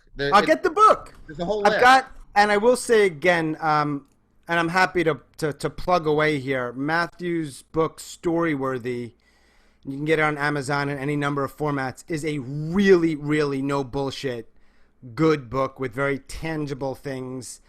And I do actually think I kind of get your mind a tiny bit because the way you write, you sort of go so granular. Yeah. And you really give some good examples. So I appreciated that. So if storytelling's your thing and you want to learn more about it, several of our storytellers have workshops. No doubt they're all good. That particular book I found to be especially helpful. So thank you. That means a lot. Yeah. I appreciate it. Yeah, thanks for. So I want to sort of formally close this out with a huge thanks to our 7 storytellers. So thank you for that. You guys did a wonderful job. And a huge thanks to everybody who came and spent part of their Tuesday evening here with us listening to these stories. I'm going to put in the chat 2 events that we have coming up. Next week, we have this event we've been doing every other week called Story Flash. And it is some of the people on here know it. They've been involved in it. It's a challenging storytelling sort of thing we do in which you get a 1-word prompt, you get a few beats, and you share a true story. It's quite challenging, but thus far it's gone really well. So if that sounds like your type of thing, I'll put a link in there for you. And then the following week, we have a competitive open mic. The theme is struggle. So those are typically around 5 minutes, and there is a winner who gets a prize. So I'm going to put a link to both of those. And that's all I've got. I really do thank you so much. Storytellers, thank you. Audience, thank you. We're going to formally close it out. And then if you want to stick around, talk story, talk whatever you want, I'm going to be here for a little while, and I welcome you to do that. So take care. Have a wonderful night. And you can unmute yourselves right now if you want to.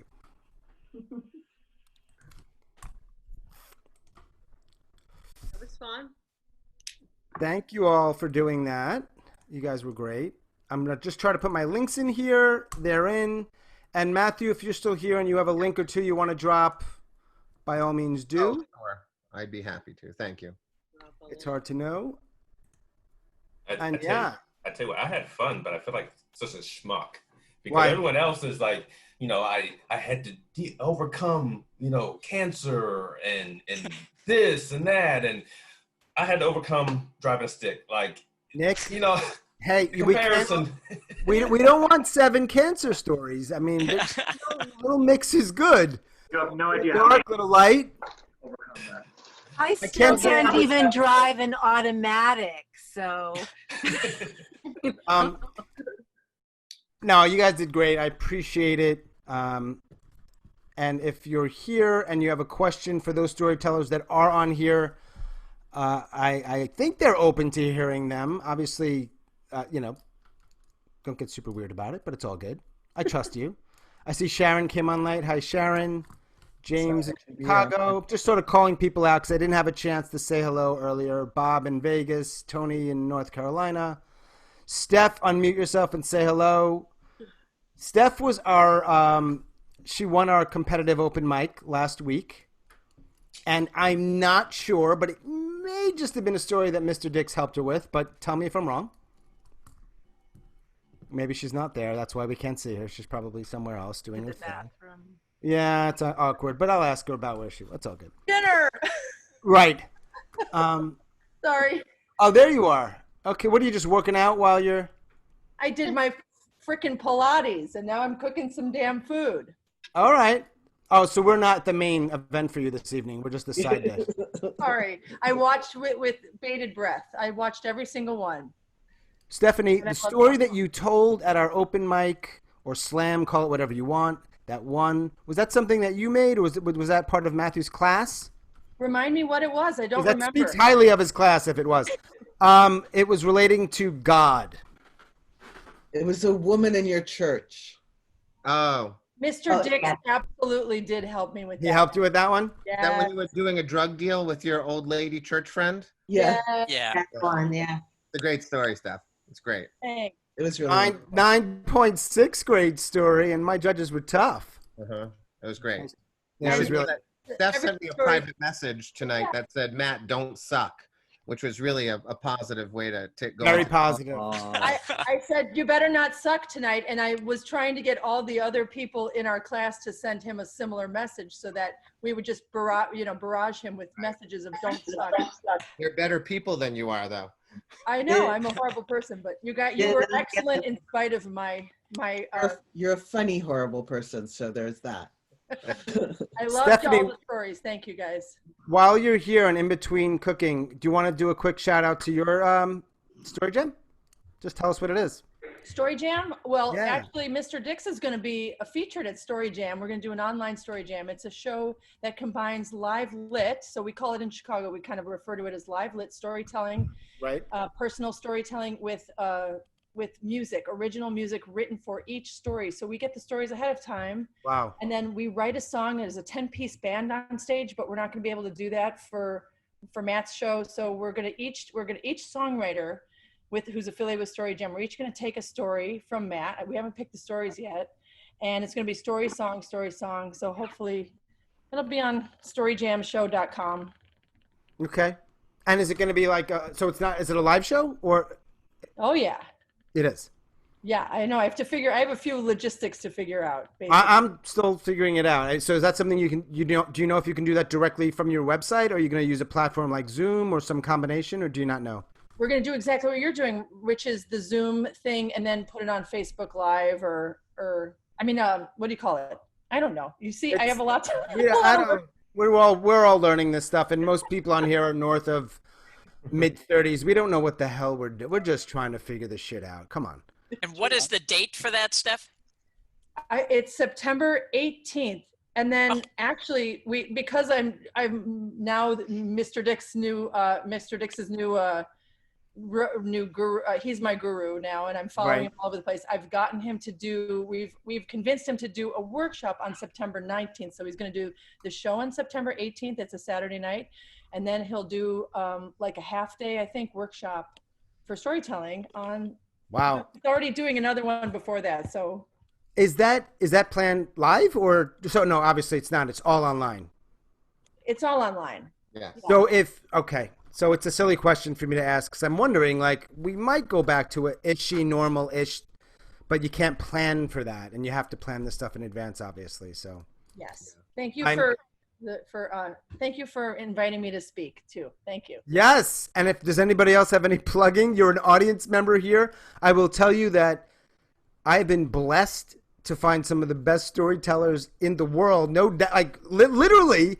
And they're saying yes, but what my challenge is getting enough people to come on to watch. So I'm fine with 30 or 40. It's great. And you are the right 30 and 40. But I'm wondering if anyone wants to share a secret or two here about how I can get a few more viewers. Please let me know. Yes, if you offer $100 to each person who shows up, I think you'll get more than 30 or 40. Yep, that's true. That's one way I could do it. And it doesn't really matter, but more because I want more people to be able to know about it and hear these stories. And especially, yes, I know, Nick, your story might have been a little different, so you say, but they were such interesting and compelling, and I've yet to find a word for it, but I'm searching for these kinds of stories. Yeah, they're all true and they're all personal narrative, but they're not heavy necessarily, but they're, what's the word? Help me. Like, Compelling. Yeah, someone said compelling. Yes. Yeah, they're all compelling, but you could have compelling fart joke stories too if you're really good. Just real life. Meaningful. Meaningful. Out loud. What do you think, Matthew? Nothing. I'm being stupid. No, it's all good. I just for the sake of letting people know the kinds of stories that I'd love to try to feature, but it worked out. So Yeah, you know, one of the things we found for our show is actually if you charge people a little money, they're more likely to show up. Yeah. So even if you charged people $5 and donated all of that money to COVID relief, it's that sunk cost that people feel, which is crazy. You should not submit to the sunk cost fallacy. But if people pay $5, they're more likely to go, oh, I got to go watch it because I just paid $5. Where if it's free, they can sort of be like, oh, let's go for ice cream instead. Right. So, I've thought about that, and I it's something I should probably try to do. Something most people can afford. Obviously, I don't want to. You could label it. You could say, $5 just a donation. Right. Sure. Yes. You know. I mean, if I'm collecting money, people frankly, pay, I'd but like if to we give it to could've- the storytellers. But yeah, I know some shows are doing pay what you want as well. It's just the idea that if someone pays something, they're Sure. more likely to show up for that thing. yes, and I don't think for most people that if it's 5 or perhaps even 10, that would scare most people away. Not everybody, but most. Right. I'm actually Indian. I'm not going to pay anything. Who You, do you think? Bhavana, I'll let you in. Don't worry about it. Bhavana's in Hawaii. You can do whatever you want. Just I'm make sorry, sure. I just tuned in because it's the middle of my day, but I'm in a snazzy loaner car. My new car is getting rust-proofed. Life on the island. If you ever come to one of our Story Flash events, Bhavana has quickly risen to the ranks of Story Flash superstar. Just jumping in, one-word prompt, and crushing it. So thank you for that. And When are those again? I want to do one of those. who's speaking? Gail. Oh, hey, Gail. When A week from tonight. I have one coming up a week from tonight. I'll send you a link if you want. It's fun. It's very loose. Sharon, who's here, is often I call her the host, but she has another name for herself, Prompt Queen. Prompt lady. Prompt lady. And I have to say, it was an idea that I sort of borrowed. Actually, Matthew, originally I was doing something similar to your 3-2-1. Yep. And then I don't remember who it was, said, let's make it harder. And I said, really? Like, that's not hard enough for you? Really? And so we went to this model of we collect a bunch of what presumably are good prompts early on, and nobody gets to see them. One word. And you can pass, but surprisingly, most of the time people aren't passing, and most of those stories are interesting. Yeah, I find if you give them 3, you can always tell a story. Right. I actually use the website perchance.org/object, and it gives you 3 random objects. And Nice. I use that when I play by myself, which I do a lot now because people don't like to play with me anymore. Oh, man. If anybody wants to play with Matthew. Yeah. Well, it's a good way to spend time in a faculty meeting when you realize you shouldn't be in this meeting anymore because nothing pertains to you. I just pull that website up. I get 3 random nouns and I come up with a new story in my head while someone else is talking. It looks like I'm busy, but really I'm just crafting a new story. Matthew, you realize that when I look at your introduction, and I knew this, I don't know you, we've never met, but I know of you, just this is how the world works with the storytelling stuff. It's astounding, like when you read the stuff that you're doing and then you just add, and I'm a teacher, you say, this guy has 38 hours in his day. And it's really like, what do you... My next book is actually a book on productivity and how to get stuff done. And so that book's coming out next year, and maybe that'll be helpful. Obviously, we all need to go to more faculty meetings. That's something key here. Well, I mean, honestly, that's part of it. Is if you realize a meeting's coming and it doesn't pertain to you, and you don't bring something to do to that meeting to be productive, you're just deciding that an hour of your life is meaningless. And I just see it as really valuable. I have a friend who says, "I'm going to Matt Dix this meeting," which means I know there's nothing to do in this meeting, so I'm going to bring something that makes me look busy, but is really personally productive for myself. But you could do that online quite easily, but offline, not so much, I assume. I'll read that book. Well, I wrote 21 Truths About Love in faculty meetings by making lists because it looks like you're listing things like that your principal is telling you when really you're just listing fiction and writing a book. So, But it's not fiction, is it? It's not really fiction. no, well, I mean, there are real people in it that I propose as fictional characters, but it is a fictional story. Mm. Yeah. Jon, I have a question for Matthew. On your story today, there was so much at the beginning which came back to the end again. Would you strongly consider doing a forensics on tonight's story on an upcoming podcast? I love your podcast, and the forensics is my favorite part. Oh, that's... And this particular story is complicated enough that it would be a real good example for that, in my opinion.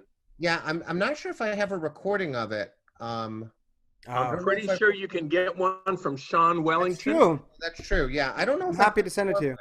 I know I've performed it at like a couple corporate events because it's nice and clean, but I don't know if I've actually performed it on a stage yet. But I could get Sean's. Yeah, you're right though. It's very complicated. It's a 5-part story, and all 5 parts. In my mind, the way I tell that story is I have to remember 5 parts, and if I screw up one of those parts, then I have to do those mental gymnastics, which I hate. Which is, oh crap, how am I going to get that back in? Right. But you're right in recognizing it's a complicated story.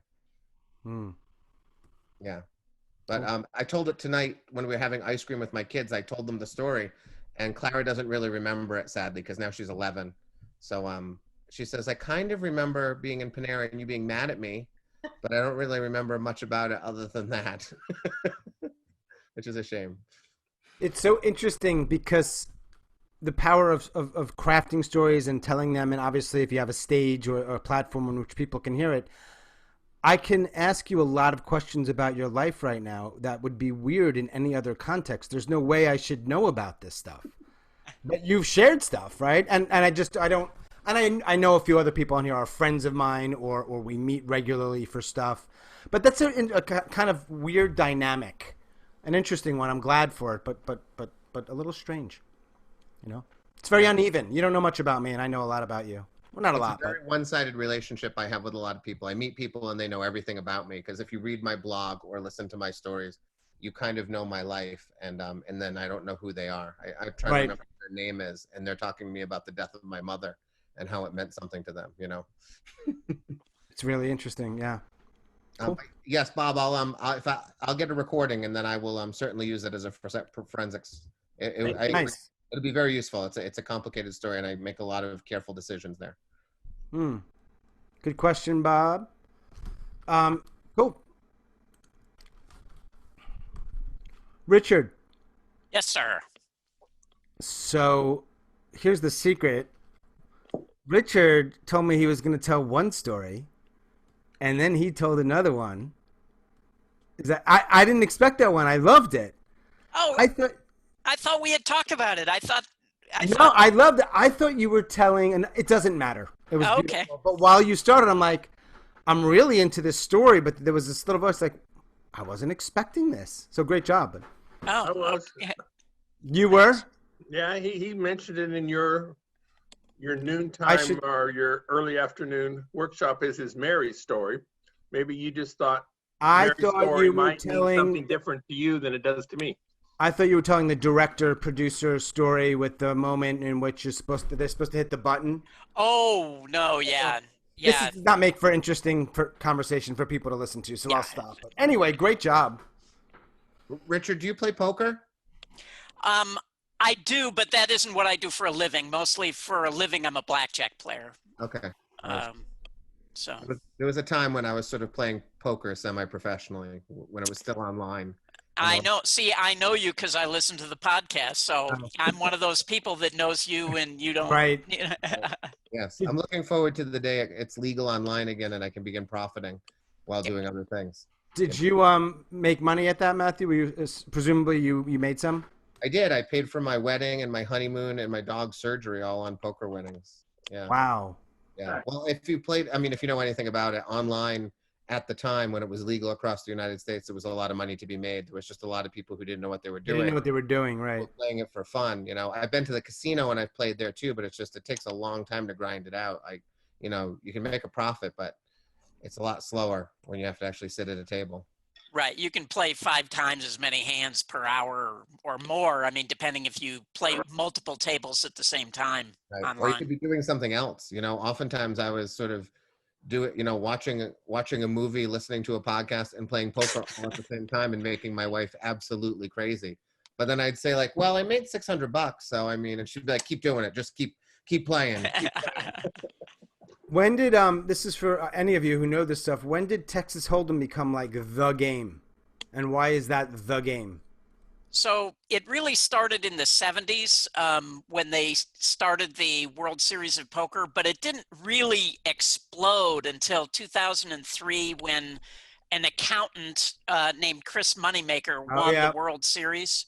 I remember suddenly, boom, I mean, everybody thought, oh, if he could do it, Right. Well, it was the hole cards too. That was when we could see hole cards, so that changed everything too. Yes. Oh, because of the camera. Yeah. Yeah, I actually saw a documentary of some kind about that thing of, I think it was ESPN and the choices they made, one of them being to show the cards. Yeah. And they said it was a game changer for the audience. It really did make it. That was kind of a brilliant move. Because they did have it on TV before that, but when you don't see the whole cards, it's really boring to watch. Terrible. Yeah. Yeah.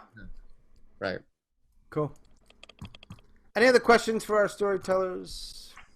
Just thank you all so much. I wasn't sharing my joy in the chat because I actually had it airplaying to the TV in the other room where I couldn't type. So just an all-in-one thank you. It was really, really an amazing, wonderful evening. Right, yeah. Stories, or for me, afternoon. I'm in LA. Thank you. Cool. So I hope you guys, if you want. So Gail, yes, I will message you about that event next week. You might enjoy that. It'd be fun to see you. Yeah, I love Super it. fun. You'll like it. It's very low stakes, just high fun. High fun, low stakes. Cool.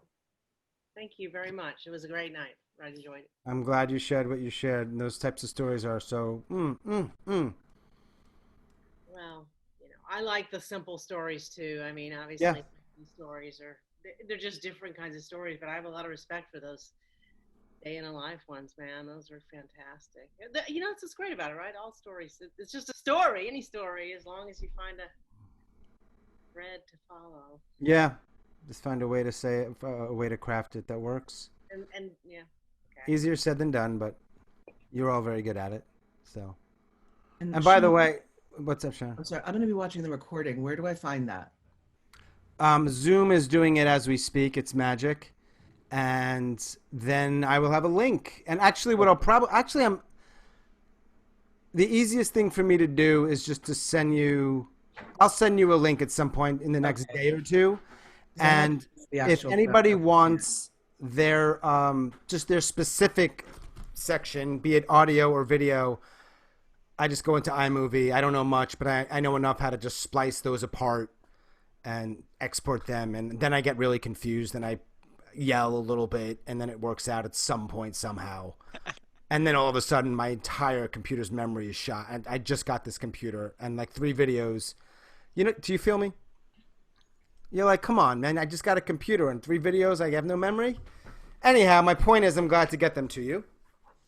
It sounds like either this is therapy for you or it's what put you into therapy. I'm not sure which one. Yeah, I'm saying it's if you heard the conversation I was having with Matthew, a brief one about my struggles with women, you know that I might be lacking in some areas of my life, including awareness, and it's a struggle, man. I just want to know what Bob is eating. It looks really good. Yeah, I gotta go get some Especially with the camera angle. Definitely. What is that? Bob? It is whole wheat pasta from Trader Joe's with some sauce in there and ground up turkey, and it's kind of a go-to thing that both my wife and I can prepare. So it's slow skill, but reasonably nutritious and fast, and you can. That was what it was tonight. Right. My family just discovered at Costco they have for Taco Tuesday. They've got like a whole chicken taco fixings that you can buy for a family of 4. It's only $16. And we have that tonight. It's every week. Costco. Huh. David, I see you're still on. Do you want to say hi? I'm putting you on the spot a little bit. You might have. Food, you guys. Bye, Gal. No, it's all good. You guys got to go. I need to run as well. So thank you so much, Sean. Really appreciate it. Take care, Richard. Great job. Yep. Thanks. David, I wanted to say hi to you. Hi, Sean. Thanks for having me. See you, Matt. Bye, Tracy. Thanks again. Hey, Trace. Alicia says hi. Hi, Alicia. I'm betting Matthew and you and Tracy have known each other for some years. We have. I remember Tracy's first story at the mall. I remember she got up and she told a story, and I thought, oh, fuck, I'm not going to win tonight. Do you remember who won? I think she won that night. I think she did. Yeah. I did. That was the first time I told the story I won. Yeah. But I've been there many times when Matthew has won. I remember that story. I remember where I was sitting, and I remember you getting up and thinking, oh, I do not have a shot in hell tonight. Really? Yeah. Yeah. Where was that? Do you remember? It was one of those nights I hope they didn't pick me. I was like, oh, God, don't pick me anymore. Please. Please. I don't need to be picked Did tonight. you tell a story that night? I don't even remember. I don't remember. I just remember knowing I wasn't going to win. I don't remember if I got picked, but if I did, I have a record of it, sadly. If you beat me that night, I could go and tell you the date, the time, what my score was, how I felt about my story. Wow. You're a documenter, that's for sure. I'm also like so awfully competitive. It's ridiculous. Like I've already beaten you in things you don't even know I'm competing against tonight. I'm glad that you're winning a lot of those competitions, because if you weren't, it would really suck given how competitive you are. Well, actually, if I wasn't winning, it's okay as long as I don't mind losing. I like to objectively know where I am at all times. I grew up on video games. I wish the score was above my head at all times. You know. Yeah. Tracy, do you remember the story I told tonight? I actually told for the first time at Speak Up when you were at Real Artways. That was I didn't. The early version. Yeah, I didn't remember where I'd heard it. Yeah, but it's different. It's different now. Yeah, I changed it. Yeah. Oh, you've changed it since then? Stories are a living, breathing thing. Yeah, of course. And so that wasn't a moth story that you shared at the Moth ever, or it was? I actually did share that at a Moth Slam in Portland, Oregon, which I happened to be there for a conference a few years ago, and I told the story. And you? I did not win that. What? They don't know what they're doing over there in Portland, man. But you know, it was really nice because the guy who was hosting, because every city has a different flavor. Yeah. Those of you who've done the Moth in different cities. And the host afterwards, he had all the storytellers get up and go on the stage. And he said, look at these people and applaud them because they're all braver than most of you would ever be just to get up and tell their stories. I love that. Right. Yeah, I thought that was great. Right. But the way they do it with those slams, somebody wins. That's how it is. I agree, though. It's not easy to do. So, cool. Do you guys want to know what I'm eating? Gosh. I think most of us have been thinking that. What's that, Bhavana? I'm at the outdoor mall, and I got the family style egg foo young. Nice. Still halfway eaten. If you want to see it, Tracy, I can show it to you. That's what I think we're good. Okay. No, I mean, I don't want to get in the way of. Yeah, I don't want to get in the way. Egg foo young is good. But it's like eating in someone's kitchen. Right. It's a little weird. It's a little weird here, but you know, hey, if people are at home, they're doing their thing. We do weird shit at home. Some of us do. We're not at home, so. I'm in this black car. It says courtesy vehicle on it. Isn't that classy or what? Very much. Hey, Bhavana, are you so you're going to be there on Tuesday, right? Along with Gail and I'm sure some other of our regulars. Next week, Tuesday, are we in July now? Like, is it like the? No, that'll be the 30th. Yeah, that'll be 30th of June. Yeah, but she's in Hawaii. She's in the future. It could be July there, because right. Different I'm world. behind you. You tell me how the future looks. You're going to come next week. Stephanie might be there. Nick might be there. I know because you've come before. So if you can, it would be great. We'll be there. Cool. 6 hours behind you, Matthew. Where are you, Matthew? Huh? Where are you? I'm in Connecticut. You are ahead of me. No, I'm behind you 6 hours, so you could win something. Yeah. Oh, you are? He's way behind us. And then you already won. Like if we do like a contest and like let's pick one time, like 3 o'clock, you'll win for sure because I'm 6 hours behind. You've already won. You're right. You shouldn't even bother showing up. Actually. Don't come. Yeah. No, you won. So Anna, who's here, I know is in Singapore, but she's ahead. So she's over the date line. That's what it is, right? Anna's she's. Oh yeah, Singapore's like 13 hours, 12 hours ahead. 12. It's 12. She's in my workshop. So when we're doing it at 8 o'clock at night, she's 8 o'clock in the morning. Wow. She's a day ahead, I guess, because she's over the date line. Is that what the deal is? I don't know how. I don't know. Yeah, well, I suppose. I don't know. It doesn't. I don't know how it works. You would think I would, given the travel. Right. I don't think Anna's actually here right now. I think she's just sort of lingering. Right. Some people do that. They leave. They forget. Great storyteller. Is she? Yeah, she's great. She's really wonderful. Hmm. Yeah. That's cool. And she wants to get greater, or she wouldn't be in your workshop. She actually hosts a show in Singapore as well. But there's not a lot of storytelling in Singapore, and there's not a lot of the culture doesn't afford for vulnerability as much as it does here in America. So she struggles with that, finding people to embrace the thing. I think there's a fair number of cultures who that's really not their thing. A big chunk of the British Isle areas, they're not so quick to be vulnerable on stage. It takes time for them. It's different, generally speaking. Republicans too. Yes. Here we go. Here we go. Certain Republicans too. I'm glad to go there, but if anyone needs to vent, I know that I'm pretty sure everyone here is really left leaning, so no one's gonna get upset. But hey, yeah. Well, I'm a lean just because I'm in the DC area, and you're probably not going to find a new area as you talk about this. Not that I disagree, but I did want to say, Steph, if you're listening, I love your podcast there. That whole fusion of music and the story, that's phenomenal. Matthew, I've been listening to your blog. I mean, not your blog, but your podcast for a while now. I have like an hour and 15-minute drive to work. So it's one of the blogs that I listen, and of course the book and stuff. And Sean, thank you so much. My pleasure. I love these different shows and stuff like that. My schedule tends to be pretty busy, so I can't make as many as I want, but I love the times that I have. I love what you're doing. So cool, man. Keep at it. I will see you all later. Thanks for sharing your story. Thanks, Nick. That was nice. Yeah. Appreciate it. Yeah. All right. I'm going to go kiss my kids goodnight. So good night, everybody. Bye, Matthew. Thanks again, man. Really appreciate it.